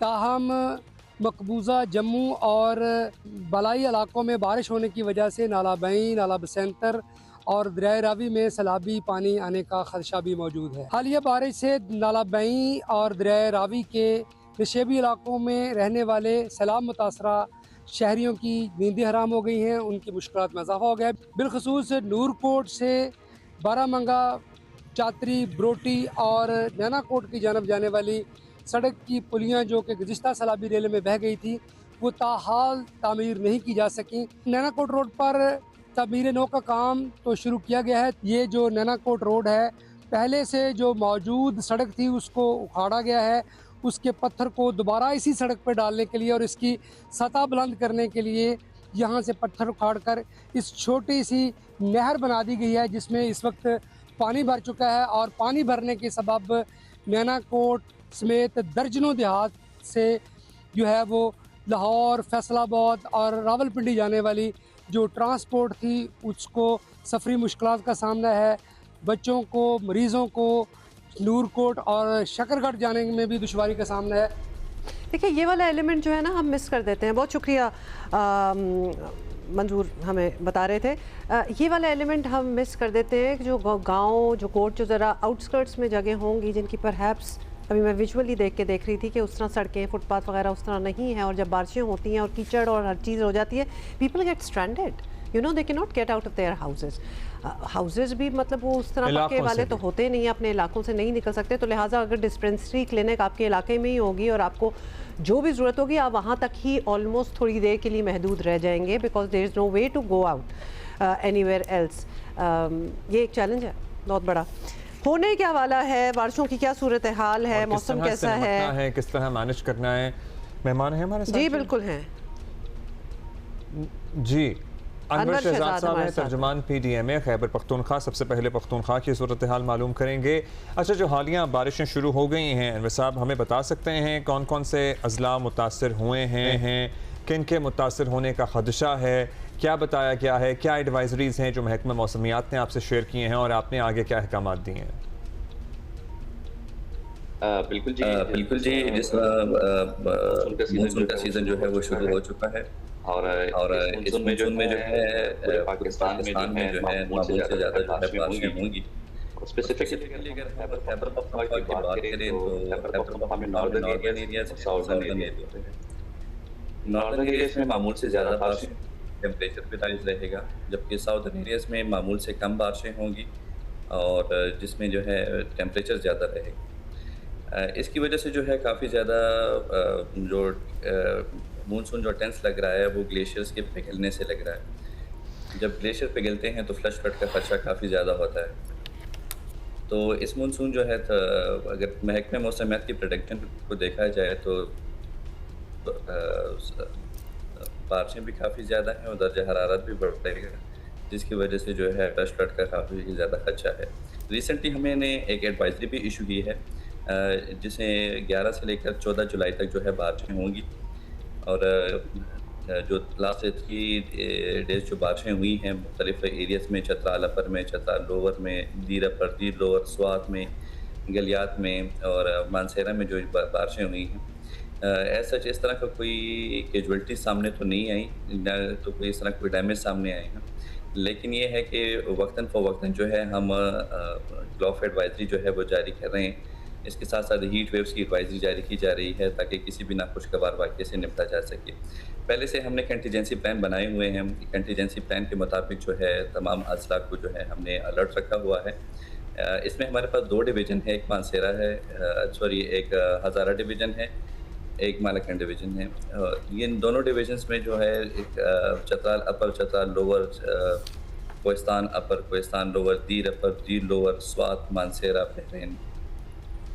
अच्छा, ये बताएं कि आप ऑब्वियसली इतने सालों से भी देख रहे हैं what's working out, what is not, किन चीज़ों की मज़ीद ज़रूरत हमें पड़ती है, बिकॉज ऑब्वियसली नौयत जो है वो भी बड़ी इंटेंस होती जा रही है। अल्लाह ना करे अगर कोई डिज़ास्टर हो, तो क्या आपने अपनी इक्विपमेंट, अपनी मशीनरी, अपनी ट्रेनिंग में क्या इजाफा किया है? अनवर साहब से हम दोबारा कनेक्ट करने की कोशिश करेंगे, बिकॉज हर साल पता है कि कुछ ना कुछ होता है, और कभी हमने पिछले 1-2 सालों में ये भी सुना है कि we did not have the right equipment, we could not reach in time. तो we just want to know, Anwar sahab, हम यही बात कर रहे हैं कि हर साल का एक एक्सपीरियंस है ना, इंसान कुछ सीखता भी है, इदारे कुछ सीखते भी हैं। तो किस तरह हमने, अगर हम आप ही के इदारे की बात कर लें, PDMA KP की हम बात कर लें, तो किस तरह इम्प्रूव किया है कि ज़्यादा इफ़ेक्टिवली लोगों की मदद की जा सके? देखिए जी, अभी क्लाइमेट चेंज की वजह से नई नई चीज़ें सामने आ रही हैं। हर साल जो है हमारे पास एक नया एलिमेंट सामने आता है। जिस तरह क्लाउड बस्ट का एक एलिमेंट था पिछले साल सामने आया था, तो इसकी वजह से जो है अभी इस साल जो है फ्लश फ्लड का खदशा काफ़ी ज़्यादा है। तो इसलिए इसके लिए हमारी प्रिपरेशन काफ़ी ज़्यादा होती है, क्योंकि न्यू एलिमेंट्स सामने आ रहे हैं। तो न्यू एलिमेंट्स को सामने रखते हुए जो है हम कंटीजेंसी प्लान बनाते हैं, ताकि जो है बेहतर हिकमत अमली से जो है नुकसानात को कम किया जा सके। तो ये कंटीजेंसी प्लान्स जो होते हैं, ये सिर्फ इदारों के लिए नहीं बनते, बल्कि आवाम की फलाह व बहबूद के लिए बनते हैं, ताकि जितने भी नुकसानात होते हैं उनको हम कम करने की कोशिश करते हैं। तो तमाम इक्विपमेंट्स, तमाम जितने भी रिसोर्स होते हैं वो अवेलेबल होते हैं। अभी जो है तमाम अप्रैल ही से जो है हमने प्रिपरेशन शुरू कर दी थी, क्योंकि जो है जिस तरह हमारे पास वेदर आउटलुक आ रही है महकमे मौसमियात की, तो उसके मुताबिक जिस तरह मैंने आपको बताया है, नॉर्दर्न एरिया में ज़्यादा बारिशें होंगी, टेम्परेचर राइज रहेगा, जिसकी वजह से ग्लेशियर्स पिघलने के काफ़ी ज़्यादा खदशात हैं, जिससे फ्लश फ्लड सामने आ सकता है। इस तरह जो है साउदर्न एरियाज़ में टेम्परेचर राइज रहेगा, जिससे हमें ड्राउट, खुशहाली का जो है सामना करना पड़ सकता है। तो ये जो हमारे पास एलिमेंट्स आ रहे हैं सामने, तो इसके लिए जो है प्रिपरेशन काफ़ी ज़्यादा है। तमाम रिसोर्स जो हैं वो अवेलेबल हैं, तमाम डिस्ट्रिक्ट एडमिनिस्ट्रेशन जो है वो अलर्ट है। स्पेशली जो है हमने इस मरतबा टूरिस्ट स्पॉट्स जो हैं वहाँ पर जो है आगाही मुहिमात शुरू की हैं, जहाँ पर टूरिस्ट को जो है आगाह किया जा रहा है कि ऐसे मकामात की जानिब ना जाएँ जहाँ पर जो है काफ़ी ज़्यादा ख़तरा होता है। पेट्रोलिंग पुलिस वहाँ पर जो है गश्त कर रही है। इस साथ साथ जो है दफ़ा 144 हमने नाफिज किया हुआ है, ताकि किसी नाखुशगवार वाक़े जो है पहले से निपटा जा सके। तो टूरिस्ट को भी जो है अपने लोगों के तवज्जो से जो है हम अपील करते हैं कि जगहों पे ना जाएं जहाँ पर हमारा अलर्ट है, जहाँ पर हमने अलर्ट में हसास इलाके जो हैं डिक्लेयर किए हुए हैं, ताकि किसी भी नाखुशगवार वाक़े से जो है निपटा जा सके पहले से। नहीं, टूरिस्ट को आपने क्या बताया हुआ है, कहाँ कहाँ ना जाएं, कहाँ अलर्ट हैं और ये कैसे आवाम तक पहुँच रहे हैं? क्योंकि ज़्यादातर ट्रैफिक कराची से, सिंध से भी बहुत लोग आते हैं, लेकिन ज़्यादातर लोग पंजाब से ट्रैवल कर रहे होते हैं। सो अब आप बता सकते हैं कि पंजाब वाले जो इस वक्त हमें सुन रहे हैं, आप इसी प्लेटफॉर्म के ज़रिए लोगों को बता दें कि भाई अगर ट्रैवल करना है तो किन इलाकों में जाने से इज्तनाब करें, क्या करें? कौन सी डेट्स हैं जिन पे आप ना अपनी कोई प्लान करें ट्रैवल का? देखिए जी, 1700 हमारी एक हेल्पलाइन है जो 24/7 जो है वो एक्टिव रहती है। तमाम टूरिस्ट को जो है ये कहा जा रहा है कि आप 1700 पे कॉल करके मौसम के बारे में जो है पहले से जानकारी ले लें, ताकि जो है कोई सी दुश्वारी से आप बच सकें। दूसरी बात ये है कि कौन कौन से इलाके हैं, तो इलाके जो है हमारे पास हैं, चतराल अपर है, चतराल लोअर है, स्वात है, कालाम है, बहरीन है, कोहिस्तान अपर है, कोहिस्तान लोअर है, इस तरह स्वात है। ये इलाके जो हैं हसास तरीन है, जिसमें हमने कंटीजेंसी प्लान में भी हमने जिक्र किया है कि हसास तरीन अजला हैं जहाँ पर फ्लश फ्लड और लैंड स्लाइडिंग जैसे वाक़यात सामने आ सकते हैं। तो ये हसास तरीन अजला हैं। जब भी अलर्ट इशू होते हैं, एडवाइजरीज इशू होती हैं, तो हुकूमती एडवाइजरीज पर जो है अमल दरामद किया जाए, 1700 पर रब्ता किया जाए, ताकि किसी भी नाखुशगवार वाक़े से पहले निपटा जा सके। 1700 पे रब्ता करें, and this number is accessible without any codes आगे पीछे from the country, from across the country? ये फ्री टोल फ्री नंबर है, इससे आगे पीछे कोई भी इस तरह का कोई कोड नहीं है। पूरे पाकिस्तान में आप जहां से भी जो है 1700 आप डायल और इन केस कोई शहरी स्ट्रैंडेड हो गया है, कोई फैमिली, आपको पता है खैबर पख्तूनख्वा में फिर सैलाबी रेलें फंस जाते हैं लोग सयाहती मकामात पे, तो वो कहाँ पे फौरी तौर पर रब्ता करें? 15 पे ही रब्ता करें, 1122 पे रब्ता करें, या आपका कोई अपना भी अलग सर्विस नंबर है?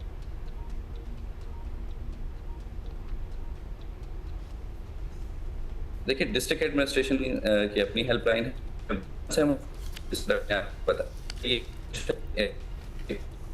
ऑपरेशन सेंटर का नंबर है जो इंटरकनेक्टेड रहता है तमाम इमरजेंसी सेंटर के साथ ही।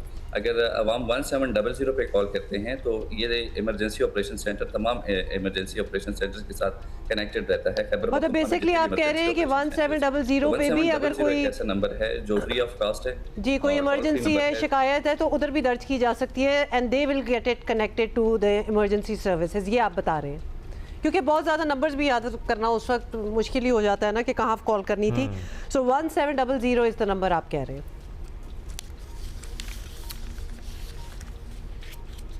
शुक्रिया आपका अनवर साहब, thank you for being with us. Okay, lag भी आ रहा था कॉन्वर्सेशन में।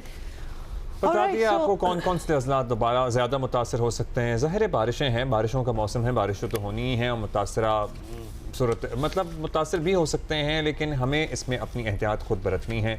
हमें खुद चीज़ों को पहले से असेस करते हुए ट्रैवल करना है, इन केस ट्रैवल करना है। वैसे तो आपको पता है बहुत सारे लोग बारिशों में ट्रैवल करने से इज्तनाब बरतते हैं, लेकिन अच्छा, आपने करना ही हम तो तैयार तो हो गए, लेट्स सपोज जी हम तैयार हो गए, खाना पीना भी बना लिया, पिकनिकें भी हो रही हैं, हम जा रहे हैं दूर दराज, ये वो अपनी गाड़ी भी चेक करें कि आपकी गाड़ी भी इस काबिल है कि उन रोड्स पे, उन चढ़ाई पे क्या वो जा सकती है, वो मतलब इस कंडीशन में है, सस्टेनेबल है, that it will take you up and bring you back.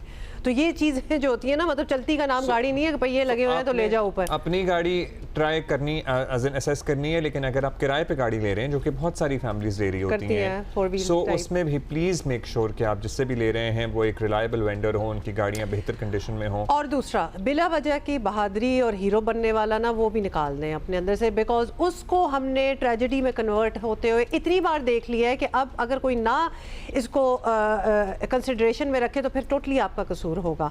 मतलब छोटे छोटे जो पानी रेले छोटे होते हैं, आपको लगता है कि ये इससे क्या होगा, तो जी गाड़ी चढ़ा दो इस पे। और एक सबक जो हमने सीखा है में घुसने की जरूरत नहीं है। मौजूदा हालात से कश्ती रानी करते हुए, please if there is no life jacket, आप जहां भी बोटिंग कर रहे हैं आपने नहीं बैठना, बस खत्म बात, ऐसा ही है। अच्छा जी, अभी अच्छा अब हम जाते हैं एक इशू जो कि जिसका नाम हमने रखा है ब्लू पासपोर्ट। कितना अच्छा लगता है वैसे, I don't know why I want a blue passport. I do not like this whole idea of having blue passport by anyone. I do not like it too, but if anybody is, then why not? You?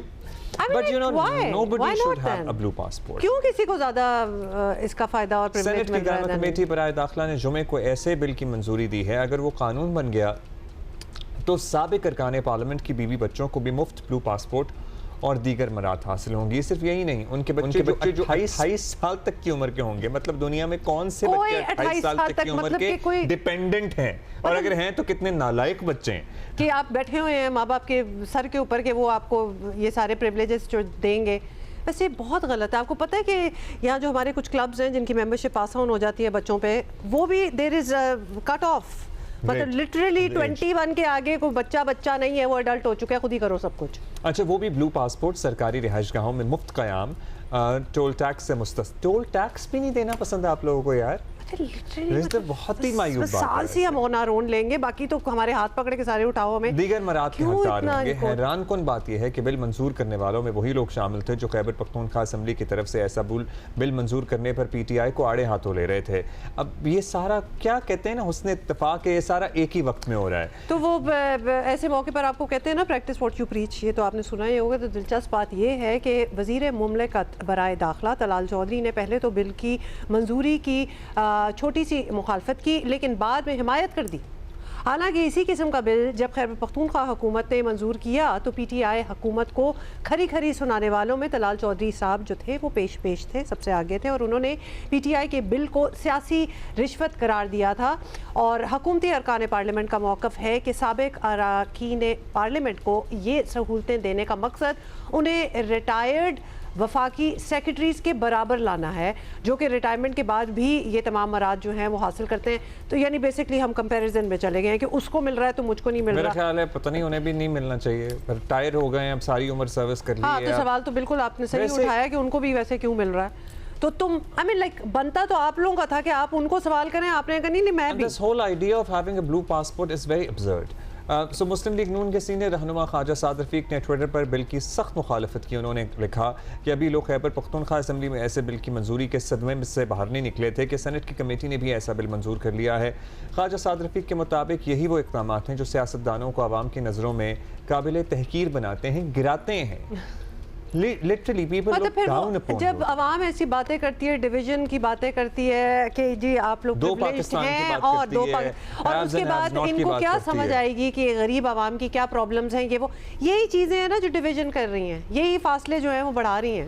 And you should travel on a green passport, ताकि फिर green passport की तौकीर में कैसे इजाफा करना है इसकी दुनिया की ताकि आपको पता चले। हाँ, आप ब्लू पे आप पाकिस्तानी होते हुए ब्लू पे ट्रैवल करेंगे तो आप तो जुप जुप करके आप निकल जाएंगे, आपको क्या मसला नहीं होगा ना आम Pakistani. What do you know. और फिर आप आके कानून साजी करेंगे वो ग्रीन पासपोर्ट वालों की, you will not even have gone through the issues they go through, hence वो जो डिवाइड की बातें होती हैं वो इस तरह पैदा होता है। और वो जो आवाम मुतनफ़्फ़िर होते हैं ना सियासतदानों से और सियासी जमातों से और सियासी लीडरों से, वो इसी वजह से होते हैं बिकॉज बहुत ही भोंडी बात है। वैसे इसी पे बात करते हैं कि इसमें और क्या कुछ है। मरियम नवाज हैं हमारी साथी, इस्लामाबाद से हमें ज्वाइन कर रही हैं, जी न्यूज़ नुमाइंदा हैं वैसे। हाँ मरियम प्लीज़ पहले तो ये बता दीजिए कि ये ब्लू पासपोर्ट जो है इसके फ़वाइद क्या हैं, चलिए यही बताइए।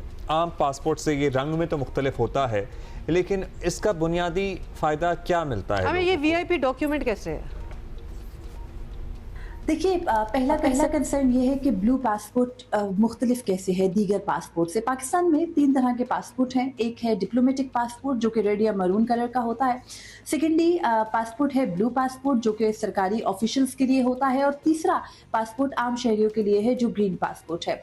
ग्रीन पासपोर्ट पर सफ़र करने वाले हम सभी लोगों को मालूम है कि जब हम बैरून मुल्क जाते हैं तो हमें लंबी कतारों में भी लगना पड़ता है इमिग्रेशन की। इनफैक्ट हमें अपने मुल्क में भी जो हज़ीमत है, ज़ाहिरी बात है हज़ीमत नहीं बल्कि हम इसको रूल्स या लॉ कहेंगे, वो हमें सहनी पड़ती है। जब हम एयरपोर्ट्स पर जाते हैं लंबी कतारें होती हैं, हर एक चीज़ चेक होती है।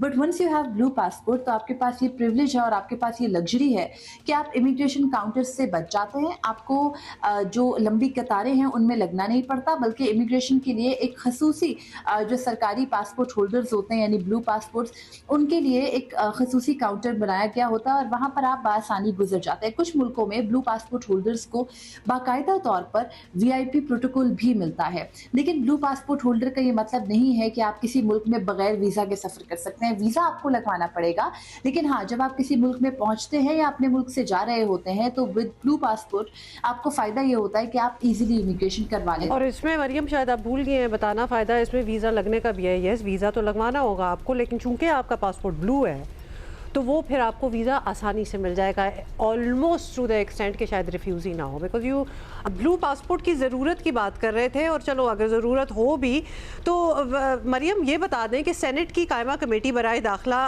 को ये बड़ा ज़रूरी उन्होंने समझा कि साबिक मेंबरान के बच्चों के पास भी ब्लू पासपोर्ट होना बड़ा ज़रूरी है। मतलब ये अजीब सी बात है, क्यों? सेनेट के सेशन के दौरान ये मामला टेकअप हुआ जब सेनेटर अब्दुल कादिर, जो कि पहले पाकिस्तान तहरीक इंसाफ के रुकन थे, अब उनको पाकिस्तान तहरीक इंसाफ के मुनहरिफ रुकन कहा जाता है, उन्होंने ये जो है वो सेनेट के अंदर बिल पेश किया जिसके अंदर उन्होंने ये कहा कि जैसे ब्यूरोक्रेट्स के लिए, रिटायर्ड ब्यूरोक्रेट्स की फैमिलीज़ को उनके जो डिपेंडेंट चिल्ड्रन हैं या उनकी अहलिया है उनको ब्लू पासपोर्ट अलाउड है, तो सेम इसी तरह से साबिक अरकान असम्बली को भी दिया जाए। गो के जो मौजूदा अरकान असम्बली हैं उनको तो ये प्रिविलेज हासिल है कि वो और उनकी फैमिलीज़ जो हैं वो ब्लू पासपोर्ट लेते हैं, लेकिन अब कानून में तरमीम करके जो साबिक अरकान असम्बली है, ख्वाह वो मेंबर पार्लियामेंट है यानी सेनेट के अरकान हैं या कौमी असम्बली के, उन सबको उनके अहल खाना समेत यानी डिपेंडेंट बच्चों और अहलिया समेत ब्लू पासपोर्ट की सहूलत सेनेट के बिल के मुताबिक दी गई है। जो आगे हतमी मंजूरी होगी वो सेनेट के ऐवान से होगी। तो बिल सेनेट की कमेटी से मंजूर हो चुका है।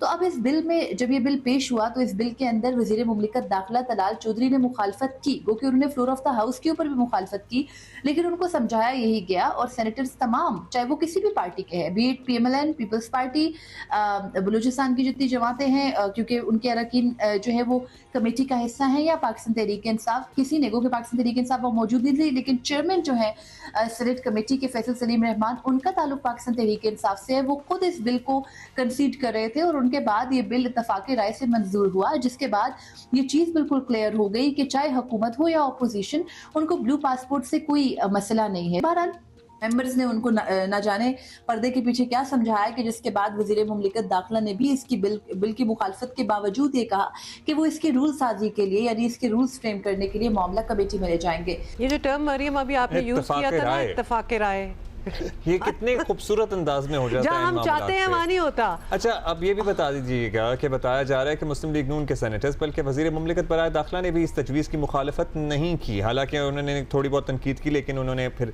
ज़ाहिर इत्तफाक़ राय तो हो गया। अब इसी नौइयत की कानून साजी जब खैबर पख्तूनख्वा असेंबली में हुई थी, तो यही वो लोग हैं जो इसकी खुलकर मुखालफत कर रहे थे। अब 2-4 दिन में ऐसा क्या बदल गया यहाँ पे? जब ये सारा मामला टेकअप होता है तो इस सारे मामले में इसी तरह का इशू केपी असेंबली में भी आया, और केपी असेंबली से जब ये एक्ट मंजूर हुआ तो उसके बाद क्रिटिसिज्म आया, जिसमें वज़ीर मुमलिकत दाखिला तलाल चौधरी, जो कि इस बिल के अंदर भी 2 रोज़ कबल कमेटी में मौजूद थे, वो ये कहते पाए गए कि अगर खैबर पख्तूनख्वा या पाकिस्तान तहरीक इंसाफ के लोग ये बिल लेकर आए हैं तो उनको हम ब्लू पासपोर्ट जारी नहीं करेंगे। ब्लू पासपोर्ट ऑलरेडी पाकिस्तान में 50,000 से ज़्यादा शहरियों के पास मौजूद है, यानी वो 50,000 प्रिविलेज क्लास हमारे मुल्क में मौजूद है, जो अगर सफ़र के लिए जाती है तो उनको कोई जो है वो फ़र्क पड़ता नहीं है, उनको एयरपोर्ट्स के ऊपर हज़ीमत या इंतज़ार नहीं करना पड़ता। तो वज़ीर मुमलिकत दाखिला के लिए बदला क्या? बदला ये कि वो जो बेसिकली उनका मौक़िफ़ PTI को लेकर के है, वो ये कहते हैं कि PTI के कुछ MNAs या MPAs जो हैं, उनके बच्चों ने ब्लू पासपोर्ट का गलत इस्तेमाल किया। जैसे जो पाकिस्तान तहरीक इंसाफ के रुकन असेंबली है इकबाल आफरीदी, उनके बेटे के हवाले से ये मामला इसी कमेटी के अंदर 3 इजलासों पहले आया था, जिसमें ये बात बताई गई थी वज़ीर मुमलिकत दाखिला तलाल चौधरी की जानिब से कि इकबाल आफरीदी के बेटे ने पाकिस्तान से सफ़र किया बाहर ब्लू पासपोर्ट पे और वहाँ पे जाकर के असाइलम सीख करने की कोशिश की। तो ऐसे पाकिस्तान का नाम बदनाम होता है कि उनके सरकारी ऑफिशियल्स बैरून मुल्क जाके असाइलम सीख करने की कोशिश करते हैं, लिहाजा इसकी इजाज़त नहीं होनी चाहिए।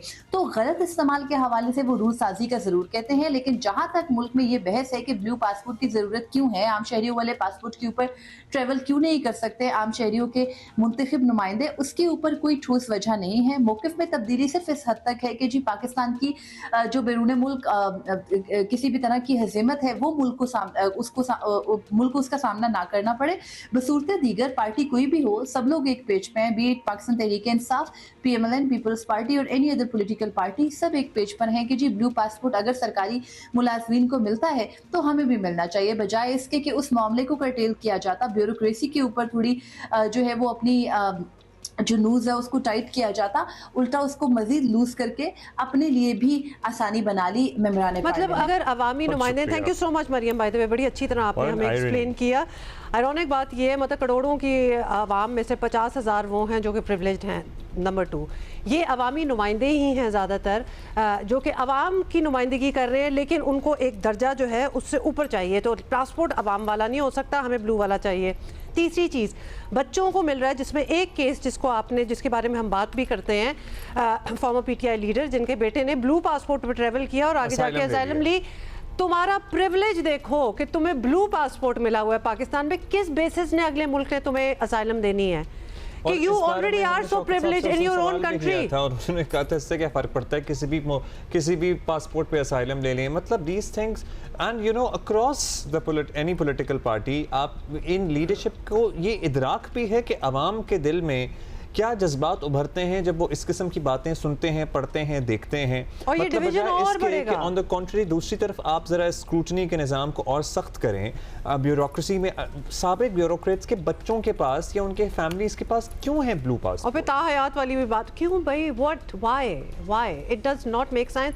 If you are in service and you are travelling a lot, just for your ज़ात ब्लू पासपोर्ट मेक सेंस, वो समझ आती है बात। एंड मे बी चले योर स्पाउस। हाँ, लेकिन फिर अवामी नुमाइंदों को इस कंपैरिजन में कि उस ब्यूरोक्रेट के पास क्यों है और हमारे पास क्यों नहीं है, मतलब तो फिर तुम मेरे पास क्यों नहीं है और तुम्हारे पास क्यों है, मतलब इस कंपैरिजन में क्यों उसकी जॉब की रिक्वायरमेंट डिमांड्स के उसके पास for the duration of that job उसके पास हो, it makes sense, it actually does make sense.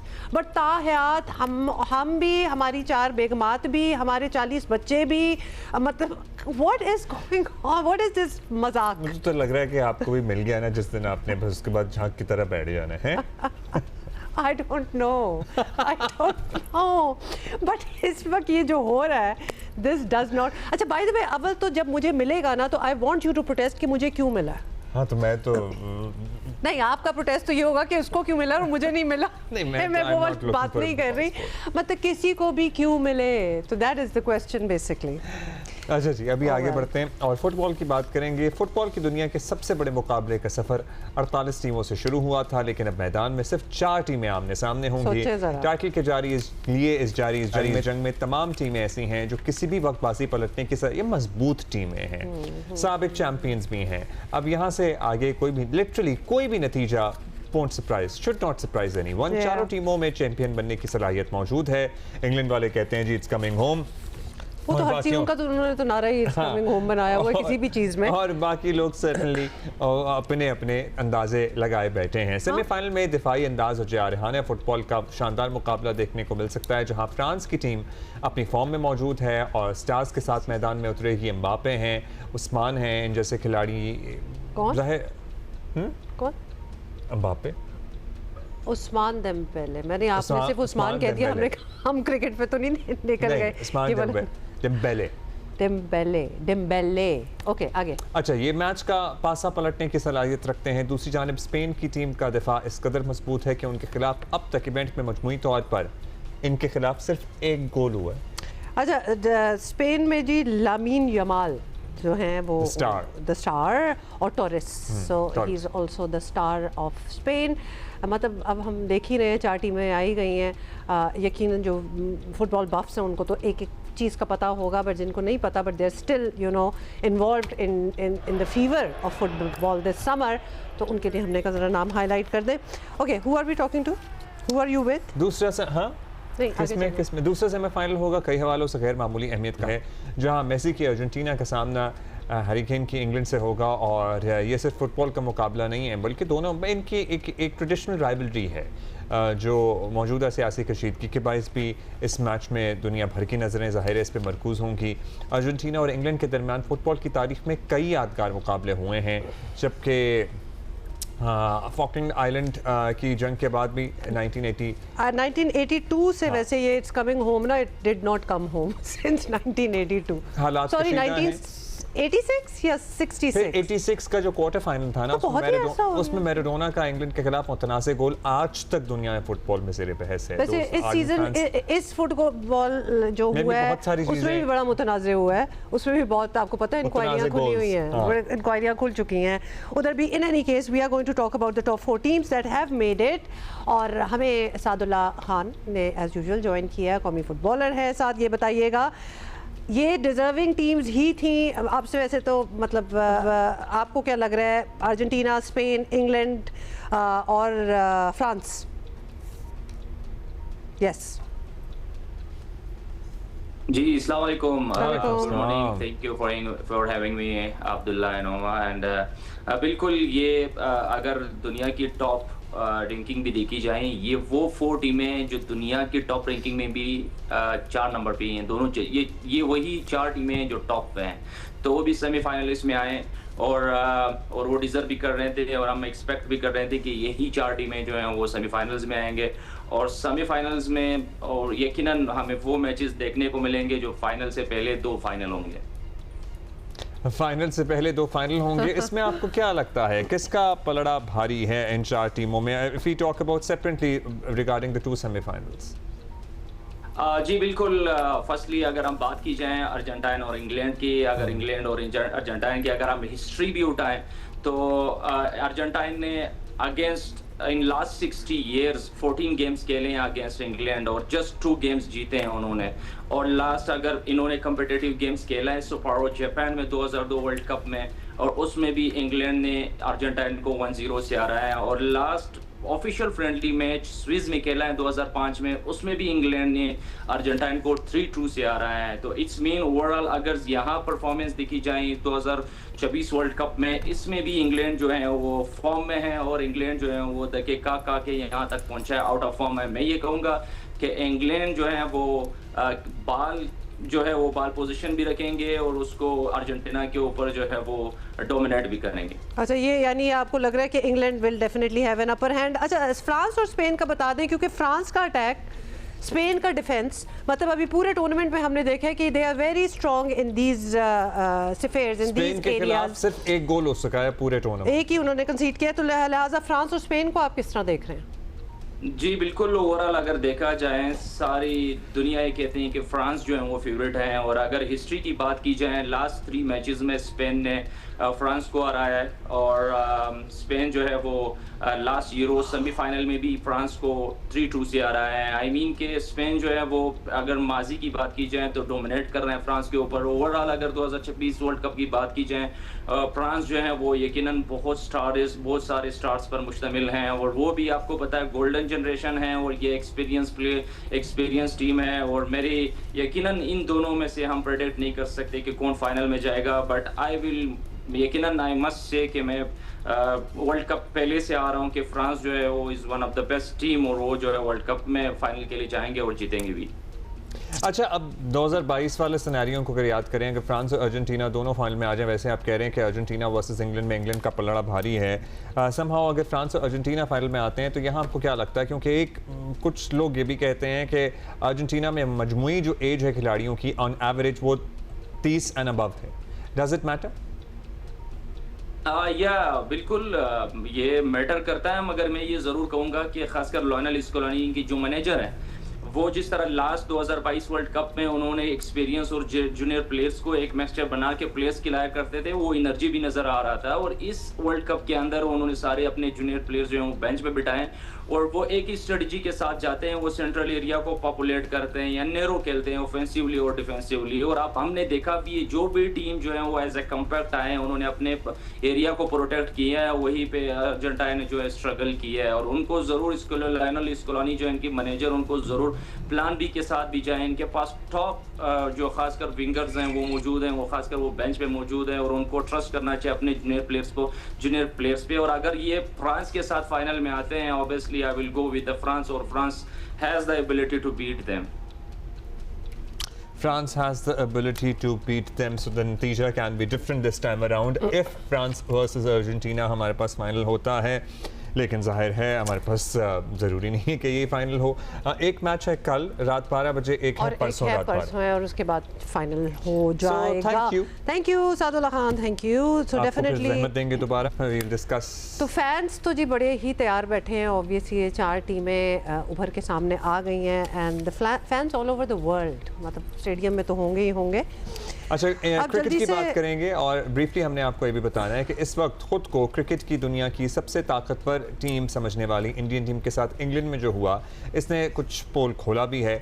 IPL के राजे महाराजे आपको पता है चैलेंजिंग विकेट्स पर कैसे धड़ाम से गिरते हैं, ये दुनिया ने देखा और हैरान भी रह गई है। भारतीय मीडिया और साबिक क्रिकेटर्स की सुने तो इंडिया की बैटिंग फ्रेंडली विकेटों पर मखसूस हालात में खेलने वाले ईशान किशन, तिलक वर्मा, अभिषेक शर्मा, नए मास्टर ब्लास्टर सूर्यवंशी दुनिया के अजीम तरीन खिलाड़ी हैं। लेकिन जहां इंग्लैंड में थोड़ी सी बाउंसी विकेटें मिली हैं तो ये रेत की दीवार साबित हुए हैं और मेज़बान टीम ने T20 के आलमी चैंपियंस को ना सिर्फ हराया बल्कि बुरे तरीके से हराया है। 4-0 से सीरीज भी 4-0 से जीती है सीरीज। इंडियन मीडिया जो है वो हिस्ब रिवायत ऑब्वियसली एक बार फिर अपने खिलाड़ियों के पीछे पड़ गई है और ये समझने की कोशिश भी नहीं कर रहे कि ख़राबी तो शायद इस सिस्टम में है जो कि रातों रात एवरेज खिलाड़ियों को भी सुपरस्टार बना देता है। वाई आर दे कॉल्ड कि अपने घर के शेर इनको कहा जाता है और कहीं बाहर जाएं तो उस तरह परफॉर्म नहीं करते। वी डोंट माइंड दो, क्योंकि हमारे अपने चैलेंजेस हैं, कभी कभार तो अपने घर के शेर भी नहीं होते, हम घर में भी नहीं होते, तो that is our problem, but you need to look at yours as well. और पावर हिटिंग को काफ़ी मानकर टेक्निक पर काम करने की ज़रूरत ही महसूस नहीं की जाती उधर। वैसे हम क्यों उनको आइडियाज़ दे रहे हैं कि आप मज़ीद काम करें? नहीं हो रहा तो ना सही ना करो। अच्छा, हमारे क्रिकेटर मैनेजर्स की रेड बॉल क्रिकेट को अहमियत ना देने वाली पॉलिसी के लिए इंग्लैंड इंडिया सीरीज़ एक रियलिटी चेक होना चाहिए, होपफुली हो।